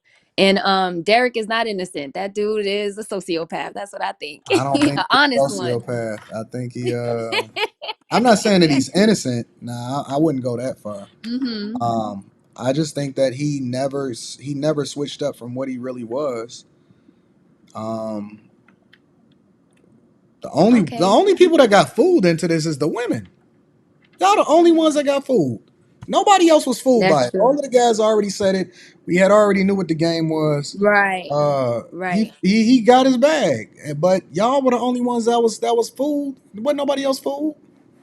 I definitely from day one I was like, man, get this guy off the screen. Why are people paying attention to him? So when it came out to be what it was, I was hoping that a lot of women would see the reality of themselves being more prone to delusion when they're not, honest about who they are, what they need versus what they want, like you said. So Yeah. All right. Well, yeah. thank you, Darlene. I rock with you. Thank you. All All right. right. Bye Have a good bye. day. Brian, let me see something really quickly. I'm gonna come to you, Coco, next, but let me get Brian on here really quickly. Um, Give me a second. Let me see if I can get you up on here. Brian, what's going on, fam? Hey, what's good, man? What's I happening, my saw you friend? on Paul and Slade. I just want to give you a shout out, All man. right, I let really me like get you what on you're camera talking real about. quickly. Let me get you on camera real quick. Yeah, give Hold me on on one sec. camera. Hold on one sec. Hold on one sec. You got your camera on, right? Yeah, I got my camera on. What's up, Brian? What's the word? What's up, big dog? I saw you on Paul and Slade, man. I thought you were dropping some good game, man. I Thank you, saw man. them I them cats. appreciate you. So you came over here Oh yeah, to say what? man. I just saw you talking to that Talcott guy, that Scott guy, man, and you were chopping it up with Paul on your stream, man. I was like, damn, this dude be handing white boy shit. I'm a white boy too, man. And I'm like, damn, why the fuck am I siding with this dude? Oh yeah. So what do you think about my thoughts about white people? Man, I heard you going in on you go like white people. You know what I mean? I'm kind of new to your shit, but I get a little butthurt. But I ain't gonna lie, bro. When you bring the truth, you gotta accept the truth. You know what I mean? What do you disagree with any of the stuff that I said about white people? Well, I only heard a little bit so far. You know what I mean? Because people are like, "Oh, he's racist, this and that." White But people are calling Anton from AntonDaniels.com racist? Wow. they've been saying that. They say you go in. Look at that hat, though, bro. Where'd you get that hat? That hat is beautiful, dog. Thank you, man. I appreciate it. Do you Nah, do you know you I'm think just I'm do fucking you with you, think I'm bro. racist? Yeah, man, you ain't shit, dog. You know, I was just playing with you, dog. You know I'm just fucking with you, right? You You ain't think I'm shit. Paul racist? and Slave your daddy, dog. I want you to say what that's what I want to get it up out of you. I want you to say what you really think. Yeah, man, you ain't shit. You're a bag chaser, bro. You weak. I'm You're all weak. registered up with your things. You're a house Negro, bro. Can I say that on your show, or should I go with Uncle Tom? Is Uncle No, Tom better? you should go what you really want to say. Yeah, you're a Say what you house no no Negro. You're no. Hey, Uncle listen. Tom, bro. Hey You're Brian, Uncle Tom. You're on the plantation in the crib, chilling, got everything, all the good food, and then go back out and rat out the other slaves. I mean, we're all slaves, bro. You know what oh I mean? no, say We're what you all really slaves. think. Say what you really think. I do. Listen, I listen, am. listen. You're a pudgy I bitch. know I can listen. I can spot a What? op a A nice mile hat? away. You could spot a nice gay hat? Sorry, go I ahead. can I'm cutting spot you a off. Keep op going. a mile away. I knew you was a op when I seen you down there, right? No, you And so what? here's the thing. Here's the thing. This is what I found about poor whites. Poor white people think that they can blend You're in. so stupid. Isn't every ghetto filled with poor black people? Who the Poor fuck are you trying listen. to? You're gonna attack Poor the poor white people. community? Isn't that the majority of your audience, dummy? Poor white people think that they can blend in with black people by You're not pacifying, gonna use and then gas. once you realize that I realize that you are a op. Listen, fam, your Dude, I'm entire more black than you. You got blackface on. I I'm got more hood than you. blackface. I stand for more shit than you. I You're know basically a white person. What's you the difference you. between you and a rich white person? Nothing. Except I they're probably agree. more harder than you. I agree. Me and other rich white people are hard on poor white people. Okay. I So could be I could you are be going with my that. enemy. Well, but I'm on my way, fam. You gotta start somewhere. You know You what I on your way mean? to what? How old are I'm you? on my way to something. But see, the value doesn't come just in the bag. The value's Listen, got to start with the listen. inside. How old are you? I'm 48. What are you There on you your have way it. to? What are you on your way to? Well, I'm on my way to really purifying the gold to be the best I can on the inside. Everything's going to start on the inside, right? So I'm going to be the gold on the inside. I'm going to be the value. You know what I'm saying? Like when I come on this channel right now, this is the value. That other bullshit you've been talking about up to this point in the stream, that shit's worthless, dog. This is the real deal right here, and your audience knows it. This they want to see. This is the entertainment. They want this type of back and forth. You know what I mean? So this is valuable to you, Listen. your audience, to me.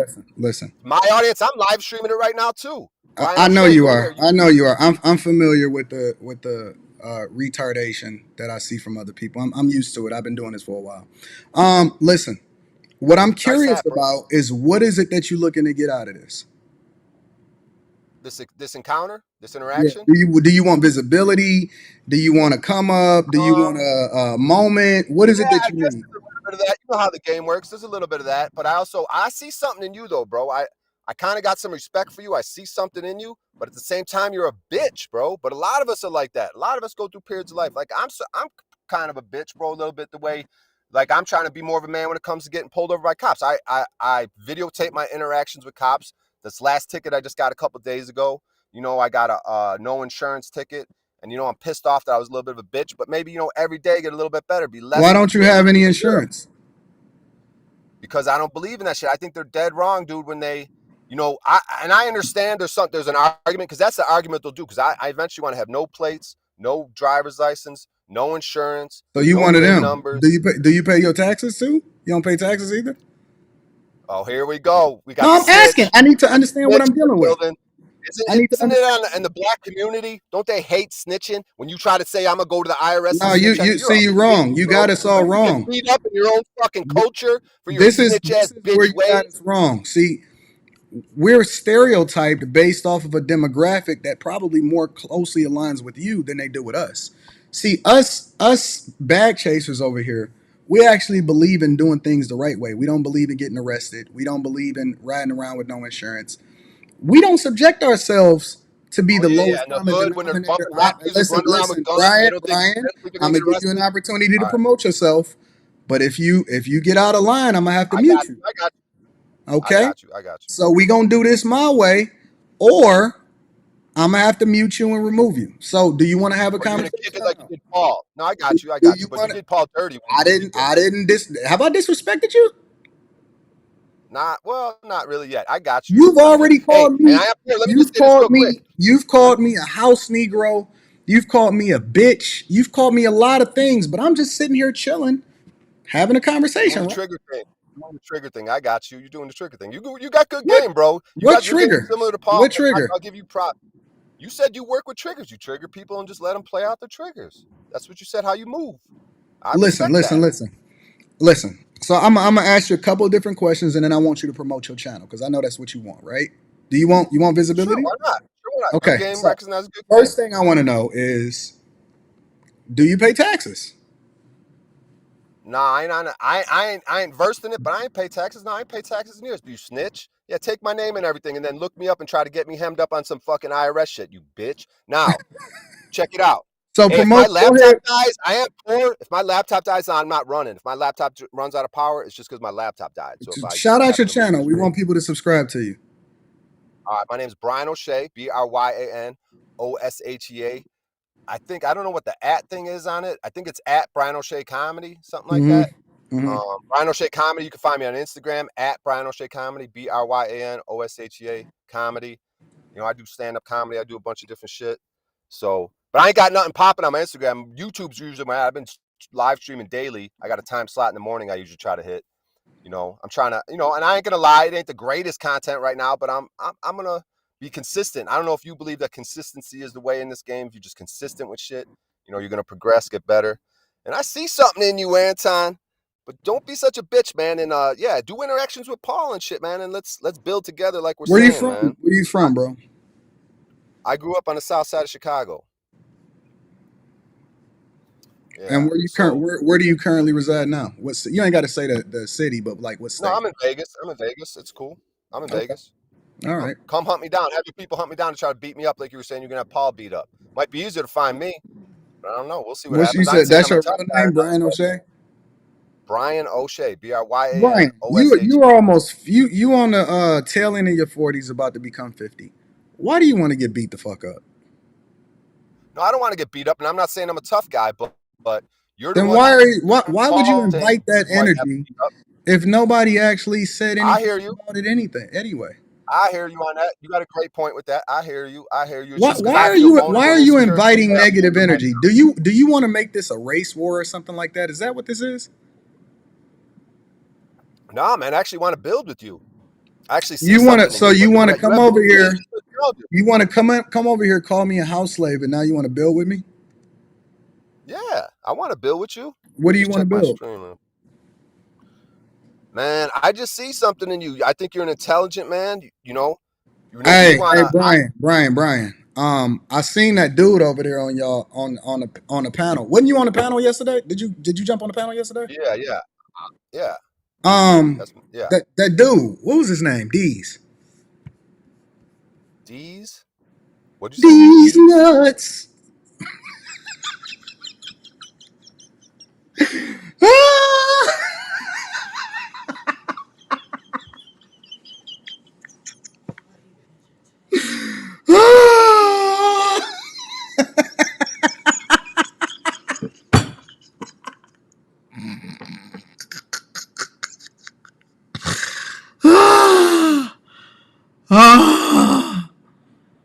Oh my God. You can't make this up, yo. Oh my God.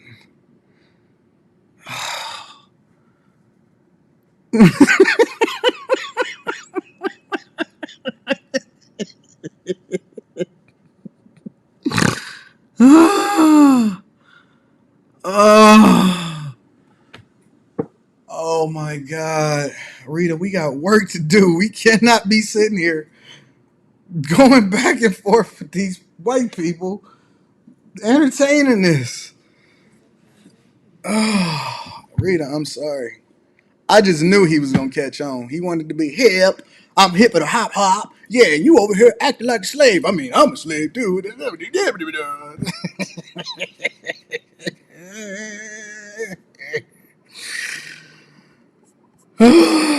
All right. Let's get back to the conversation that we were having before we were so rudely interrupted. That will be chopped up. That clip will be available to be viewed starting early next week. We will get Brian O'Shea on a clip available for you guys to be able to observe, and we're going to go from there. Coco, you're up next. Coco, you want to lead a baby in? All right, hold on. Let me see if I can get you up. Hold on.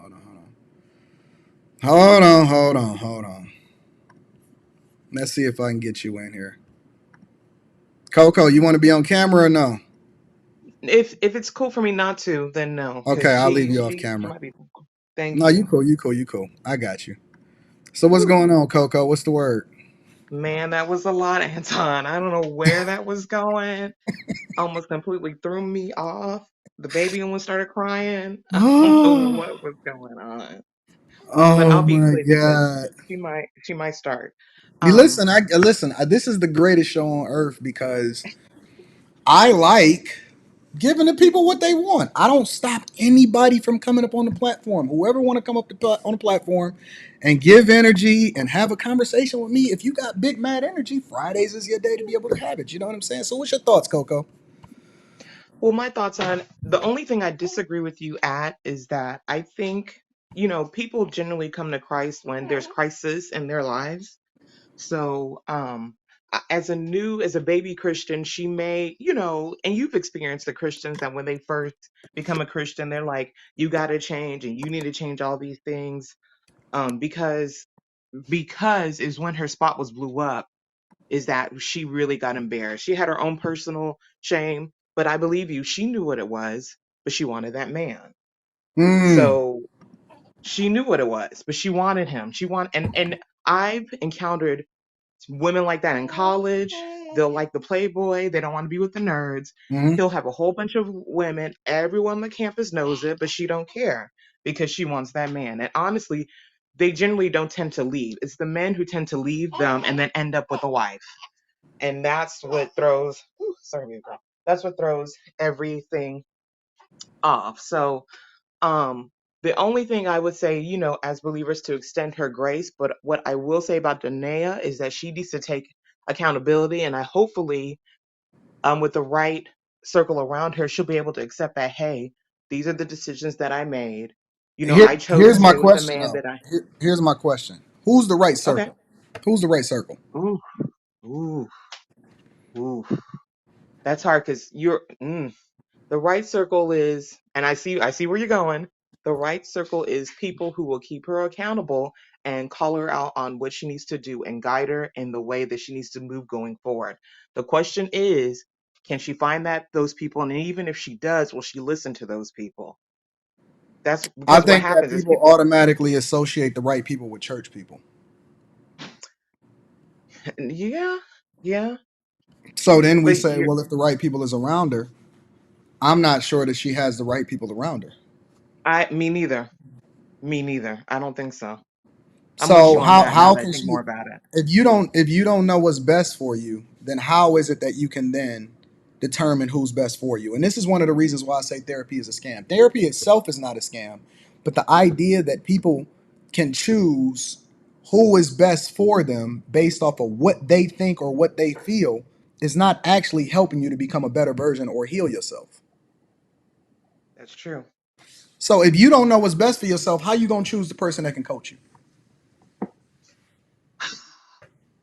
Hmm. You know what? What I will say is, unless you do have, some people know a few people that are really wise, but they're not going to go to them. You know what I mean? It's nothing I haven't used in my I don't life. know. I don't know. Coco, take care of that baby. Take care of that baby, Coco. I'm gonna get is it Sharon? Let me see if I can get you up here, baby girl. Um Sharon, you want to be on camera? I can't hear you, baby. You muted. Can you hear me now? I can hear you now. You want to be on camera? Yeah, I don't care. Okay. All right. Brave soul. I see you. I like your hair. Thank you. What's going on? What's your thoughts? Why am I hearing? I'm hearing something else. Why? What do you mean? You got your YouTube on? I came through YouTube. Yeah, but do you still have it up while you talking to me? Yeah, cut it off. Yeah, cut the YouTube off and just talk to me through whatever it is that you're seeing me through as far as All right. Better? you tell me. I can hear you perfectly.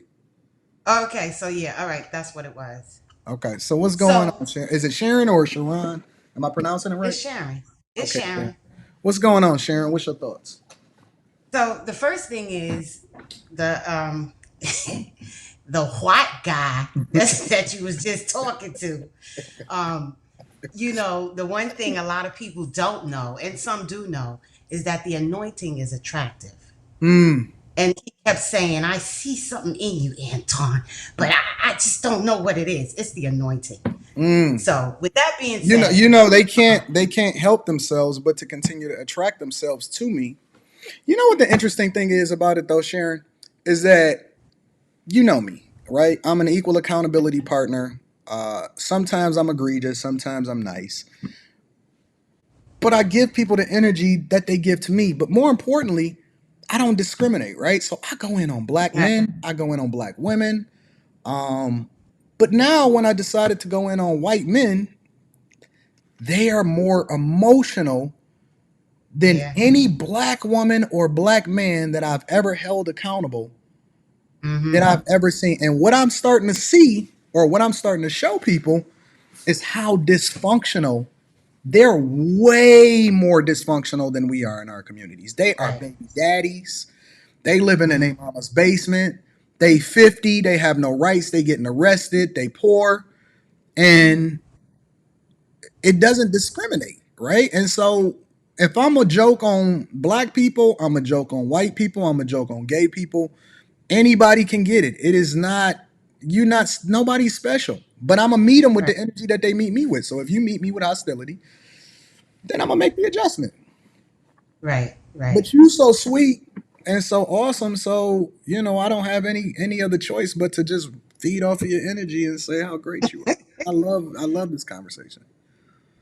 Okay, okay. So I did have some smoke for you because at Okay, go first, ahead. Go ahead. why is he saying he's not holding this guy like he's not the victim, or he is the victim? He was calling her husband the victim. And I'm like, but why is he Well, not Derrick Jaxn is the victim? yeah, you kept saying he's the victim, and I'm He is. saying and I'm not taking up for her because she definitely played a part in it.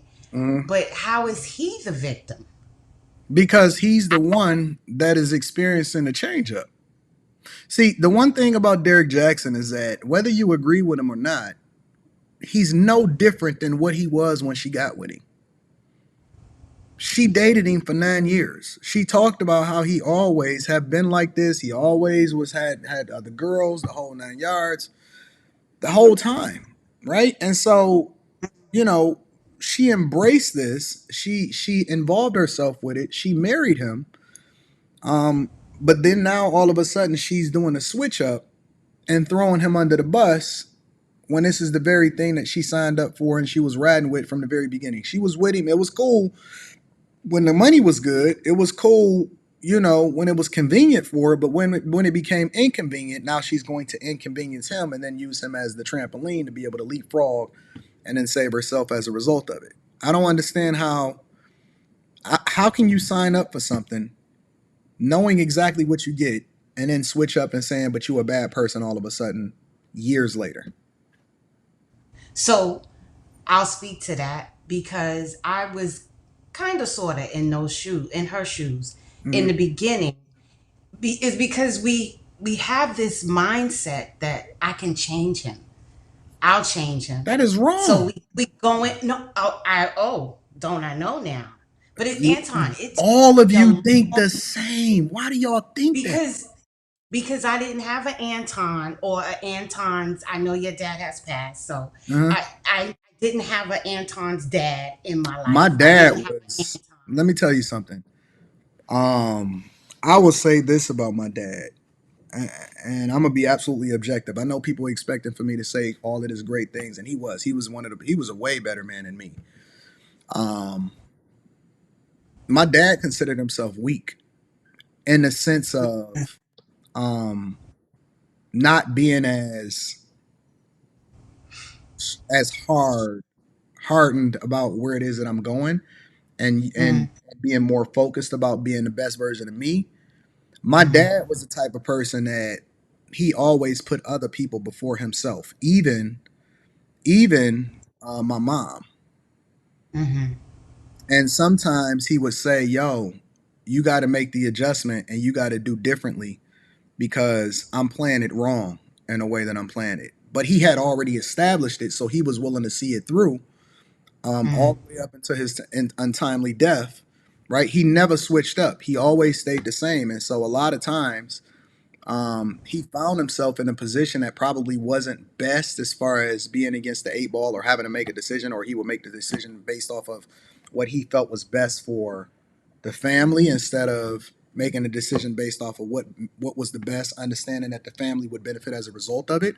My dad was mm, way nicer than me. He mm. was way nicer than me, but as a result, I think in a lot of instances he would get taken advantage of. Not even I'm not even talking about my mom as far as being taken advantage of him. I'm talking about by Mm, people because they thought they knew my dad was the type of person that people would call him at 2 and 3 o'clock in the morning saying, "Oh man, mom, I'm stuck in the snow." Or I stuck in a dish in a snowstorm, and he would wake up and then he would go out, get his pickup truck, and then he would go and tow their car and pull him out of the ditch. mm. And then I would be sitting there and I would be looking at him like, man, if you don't get them to call AAA or call somebody, no, Anton, I got to go out there and get him or whatever like that. But I'm harder. Like I'm very much I don't fuck around. And so he told me to be more like me instead of being more like him in that way because he knew in hindsight, he realized that a lot of people used him and abused him. And then, you know, they never was there at the end of it. Right. So I always looked at, and it's a fault on me. Mm-hmm. I looked at the potential. I was looking at the future potential. I could see a potential in somebody, and it made me just weak for them. And again, I didn't have an Anton to lead me and guide me. So a lot of my lessons were life lessons that I learned on my, and it took me a long time to learn my worth. Like I thought, even I'm a twin. I'm a twin to a boy, and I'm raising his children. I fostered and adopted my niece and nephew. 2011, 2015, the adoption went through. So even for him, I didn't have him to. Why did you adopt him? Because they were in this. My nephew went into the system first. Their mother is severely bipolar, so she lost them through trial. My brother, in turn, signed them over to the state of New Jersey because he didn't want to deal with whatever Jersey required him to do. And I said to him, why would you not come to me? So I was the last resort.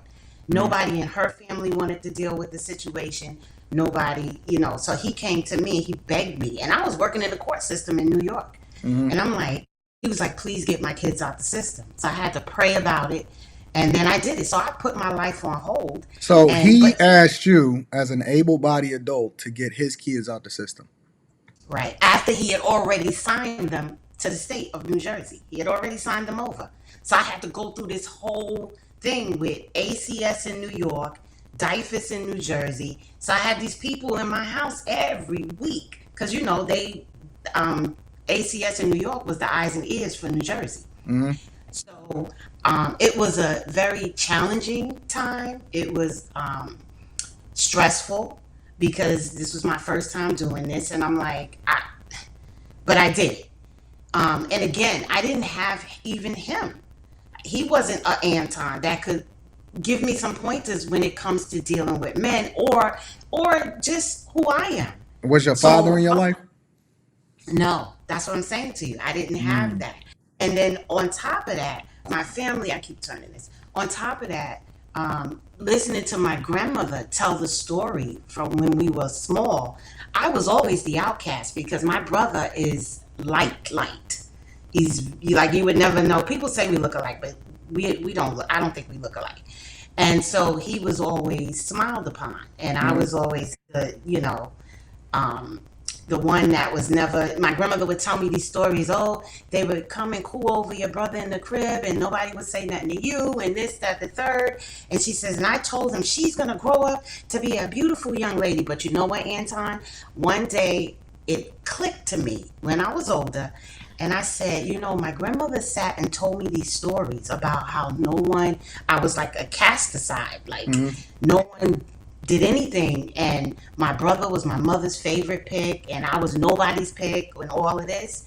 And I said, she told me the story, but she did the same thing too, because we have an older sister and my sister was her pick. How many siblings do you have? It was just my brother and my older sister, so it's three of us. So it's two girls and one boy. So how did that translate into relationships for you then? As far as with men? Yeah.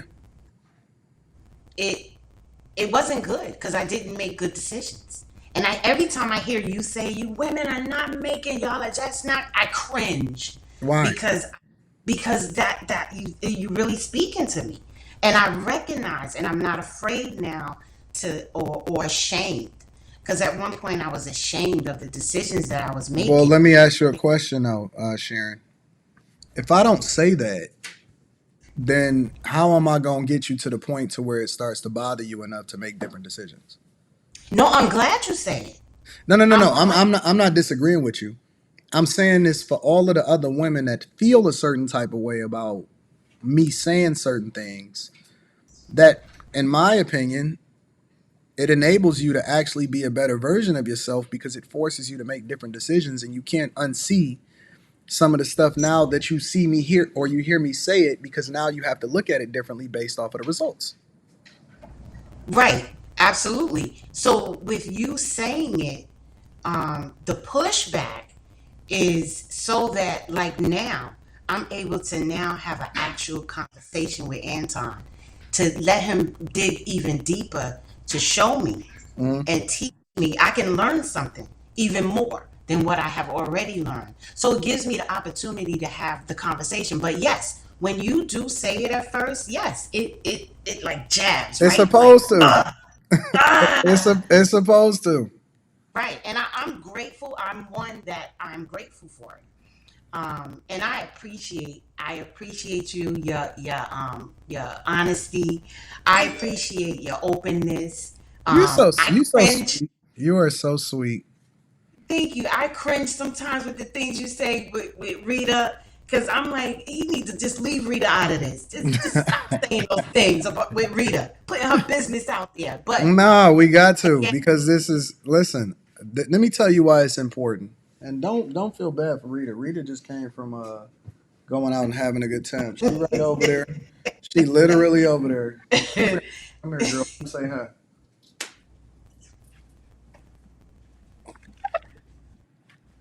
hi Rita. Hi. How are How are you? you? I'm good. How are I'm you? good. I'm good, thank you. Don't feel bad for Rita at all. No, I told him, Rita, stop bringing you up in these conversations. To leave your business out of the streets. I know, right? Leave me Yeah. out of this. All right, get on out of here. Don't worry. Don't feel bad for Rita. Rita is having a time of her life, living life off. And she be off camera, but she just be having a good time. So Right. Right. Yeah. So again, I'm grateful for it. Yes, I cringe, and yes, I'm like, why is he saying that? Like I be having this conversation with the computer. I'm like, why? What do you mean, Anton? That's not right. You know. But again, I always hesitated. I was like, I'm gonna go up there and I'm gonna have a conversation with Anton because he can't. Why is he saying this? He has to dig deeper and because I tell me. love you.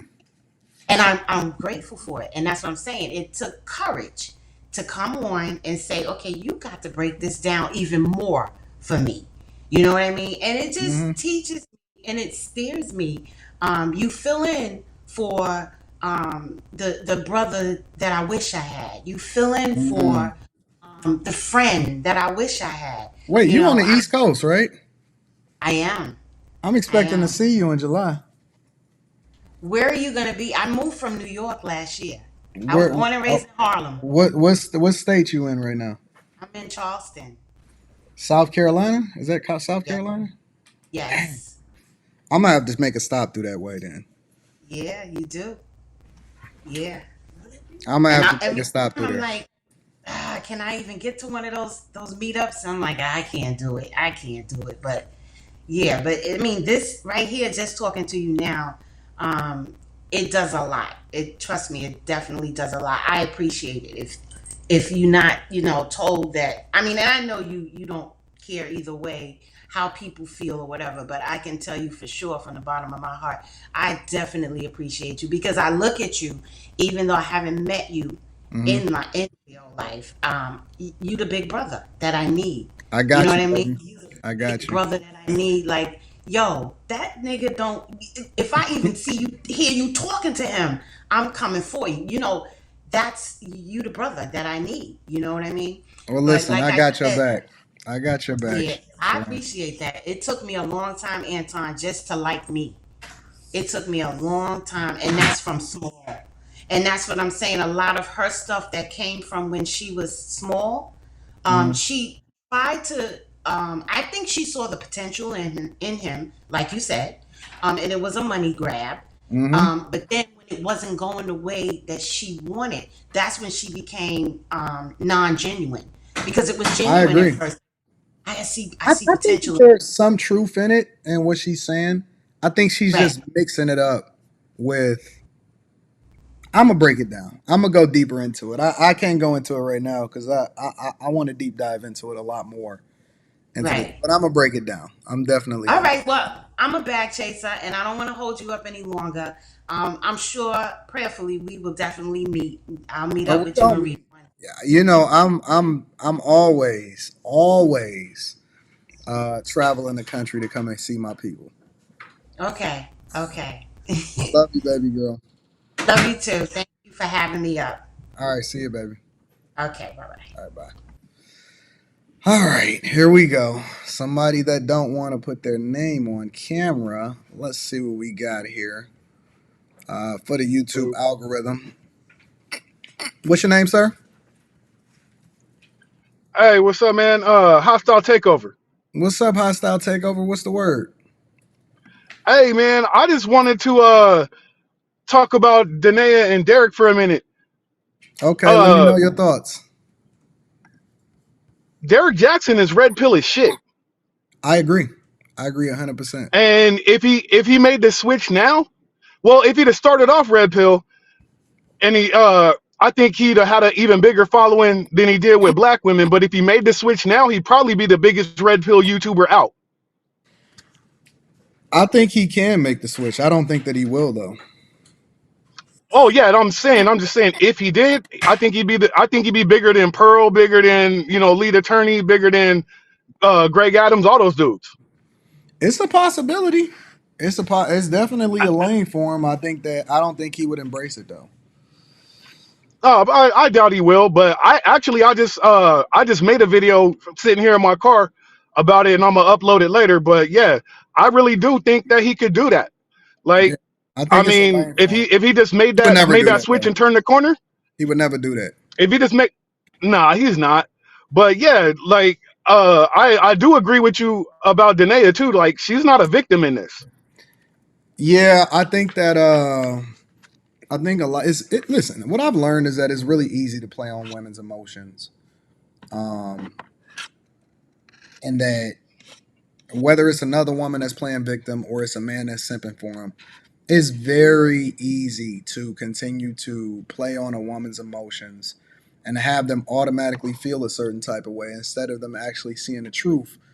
The bad part about that, though, is that what you'll usually find is that women suffer as a result of it, because then every decision that they make going forward is emotional and it don't have nothing to do with how they can benefit from what they're seeing play out in their lives. So it's a different thing that you see happening on the internet. Go ahead and shout your channel out, fam, so we can check out your video later.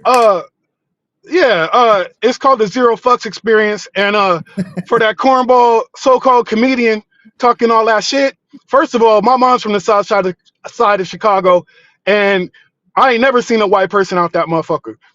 Second, he think he a comedian. I'll go 15-minute sets for 15-minute set with him all day. I've been doing this shit for over 10 gave years. you his channel, so maybe you can pull up on him.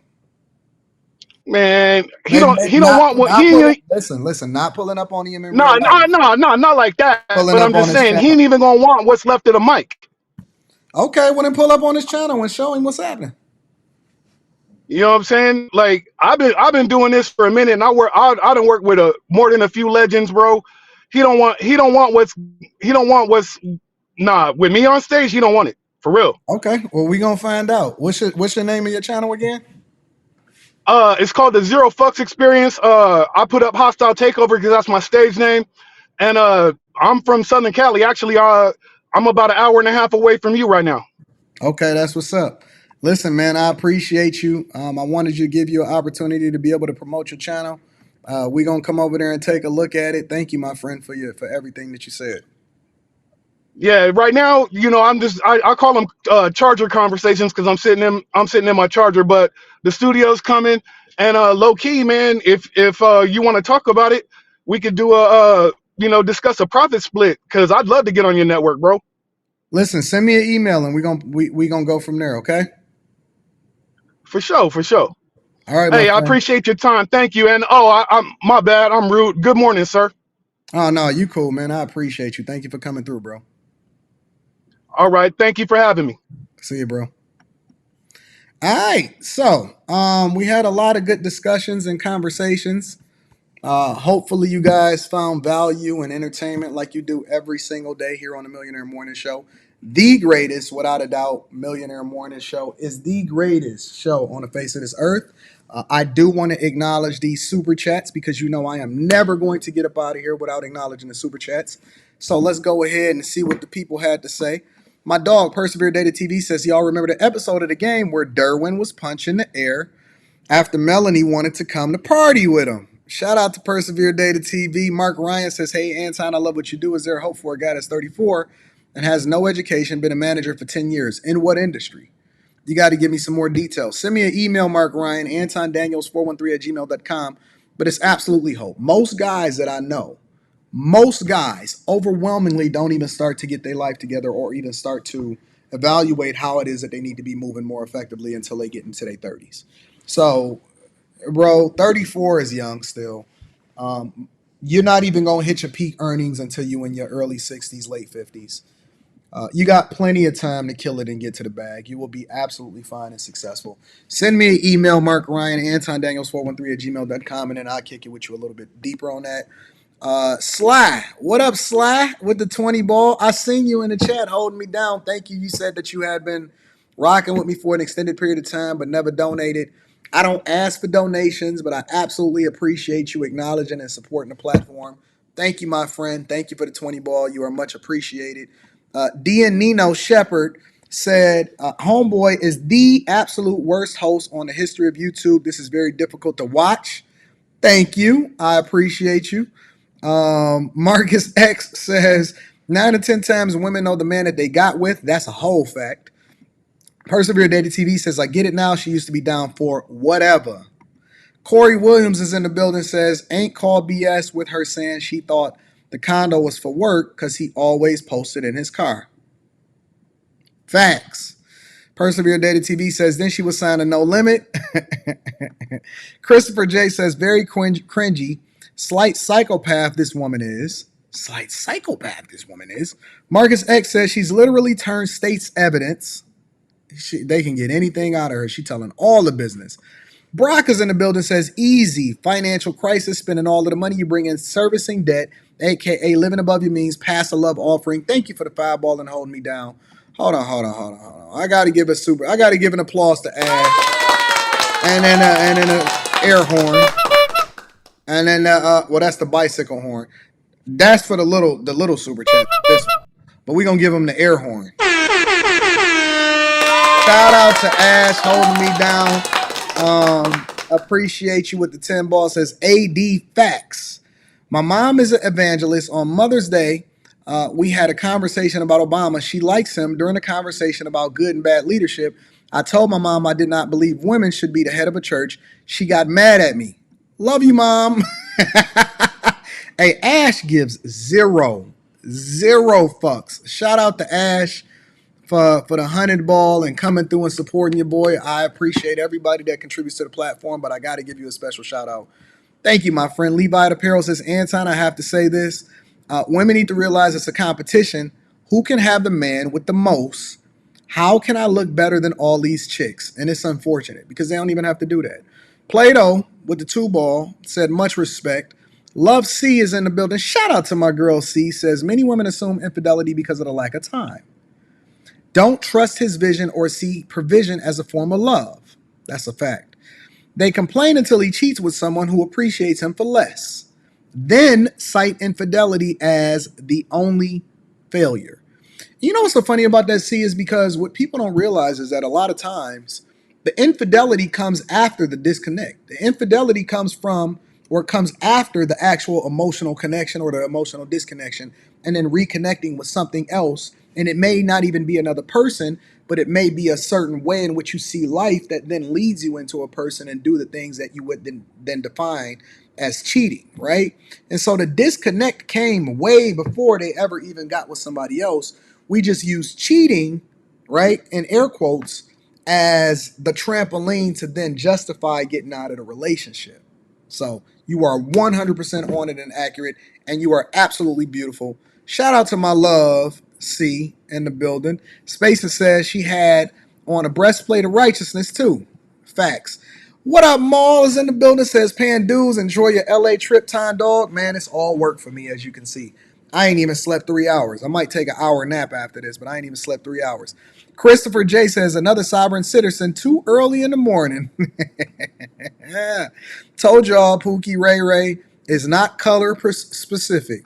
Slim Tebow is in the building, says Frank Gallagher on here wildin'. Shout out to all of my white people. Persevere Data TV says he wanted his 5 minutes and he got it. He got the whole 5 too, didn't he? And I'm gonna chop him up. Cubert Rain says D's was ruthless. AD is the GOAT for that. Hashtag bag chasers. Hashtag D's nuts. Shout out to you for the 20 ball. Spaces as if Chicago hasn't been embarrassed enough. Shaking my head. Centennial G is in the building. Shout out to Centennial G says, I think after seeing the Big Lebowski on AD's show, this requires the hip hop dance video that y'all want me to get the white chick up? All right, hold on. I'm gonna hook y'all up in a minute. Aaron says Chicago delegation don't claim that. Nope. All of the crazy people is coming from Chicago. Have y'all noticed that? Aaron, take your L, big dog. Shen C says, I'm dead. Yo, Vince is in the building, says you need the Welvin sound effect. Got him. Tony, listen, I got my guys out here in these streets, and they everywhere. Tony says, Brian Hoshe, you really fell for that? Stop saying you from the south side of the Chi. You gonna get beat up for real. Shaking my head. See you in Detroit, big dog. Shout out to my dog, Tony Williams is in the building. I appreciate you, bro, holding me down. Listen, y'all, listen. I love white people. I genuinely do. Anybody that know me knows that I absolutely, positively adore white people. I love white people so much. Like, seriously, I genuinely adore white people so much that I want to share something with y'all. All right, give me a second. I'm going to share it with you.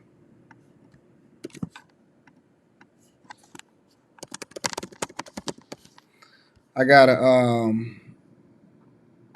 gotta make the adjustment. This is what I want to leave you guys with. Okay?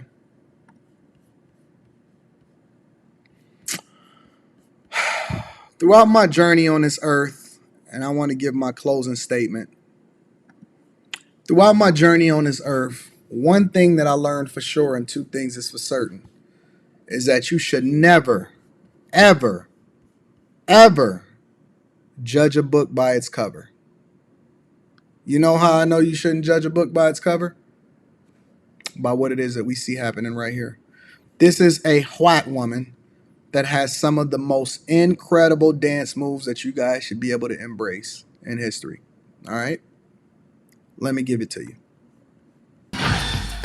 Def Jam. Here it is. Okay. Cut it. Hey, I'm Dina. Look at my feet. My feet are straight ahead.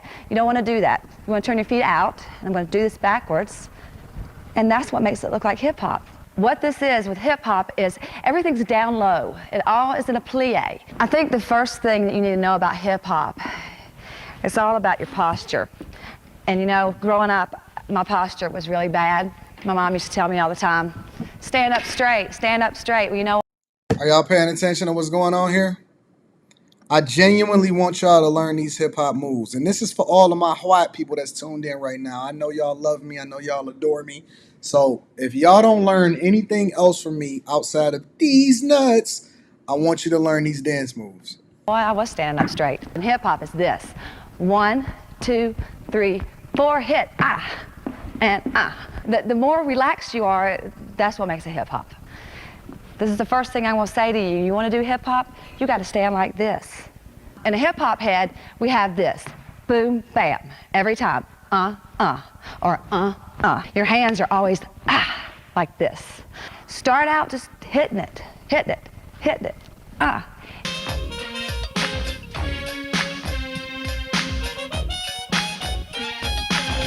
This is what we call popping. Straight. Straight. I went to this club, right? And they had no baggy pants and no sneakers. Are y'all joining in on this with me? Because I don't want to be learning these dance moves by myself. This is for my white people. HWHYTE. White. people. I want y'all to be learning these dance moves along with me. Shout out to all of my white people that's watching this right now. That was wild. I didn't know what to think about that. I took some of this from an African piece. In the African piece, it was like this, but in hip hop, it's like this. See, there's a difference.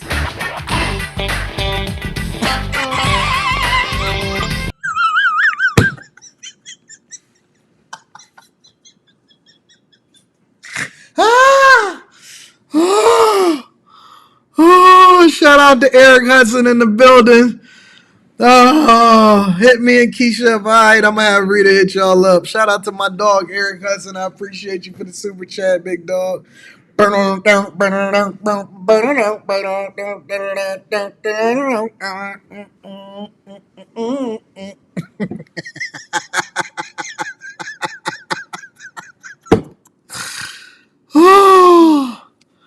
right. Listen. Go and type hip hop white woman dance moves inside of YouTube. You will be more than welcome to be able to watch the rest of the video. Shout out to my white people eating that white cake and having these conversations with us. I love y'all. I appreciate y'all. I got to finish my work so that I can go get checked into my Airbnb and link up with my dog, Jay Woodfin. And I got work to do and recordings to make tonight. But I want to leave you guys with a bit of encouragement and help you to understand that it's not where you come from. It's not who you are. It's who it is that you align yourself with. If you're not aligned with the bag chasers, the link is in the description as well as pinned to the top of the chat. I love y'all. I appreciate y'all. I need y'all to do me at least one more favor before we get up out of here, because every single week, Monday through Friday, we cook up 10:15 to 10:30 a.m. Eastern Standard Time, and we get it popping. There's no fumble on the Fridays. I need y'all to do me one more favor before we get up out of here. Make sure you share this with your family and friends. We don't want to be successful by ourselves. Aaron is feeling salty. Says, Masterclass, I got to step my game up and get in the hole because Aaron feeling salty because he ain't learned the dance moves yet. Shout out to King. Hold on, I got to come back on camera for this one. Hold on. Shout out to King James holding me down with the 50 ball. Hit me at the last minute with the 50 ball. I love you, King James. Salute to the thugs with plenty of hugs. We love you. We appreciate you. I might even hit a freestyle for y'all the next Friday, all right? I'm rocking with y'all. Shout out to King James. I need y'all to do me one more favor before we get up out of here, ladies and gentlemen. Make sure you share this with your family and friends. We don't want to be successful by ourselves. I love you. This is and I say it with my chest, the greatest show. I ain't even going to say the greatest morning show. The greatest show on fucking YouTube by far. I love y'all. I appreciate y'all. Make sure y'all don't be out here fumbling no bags. Let's get to this money. I'm going to talk to y'all later. Peace, family.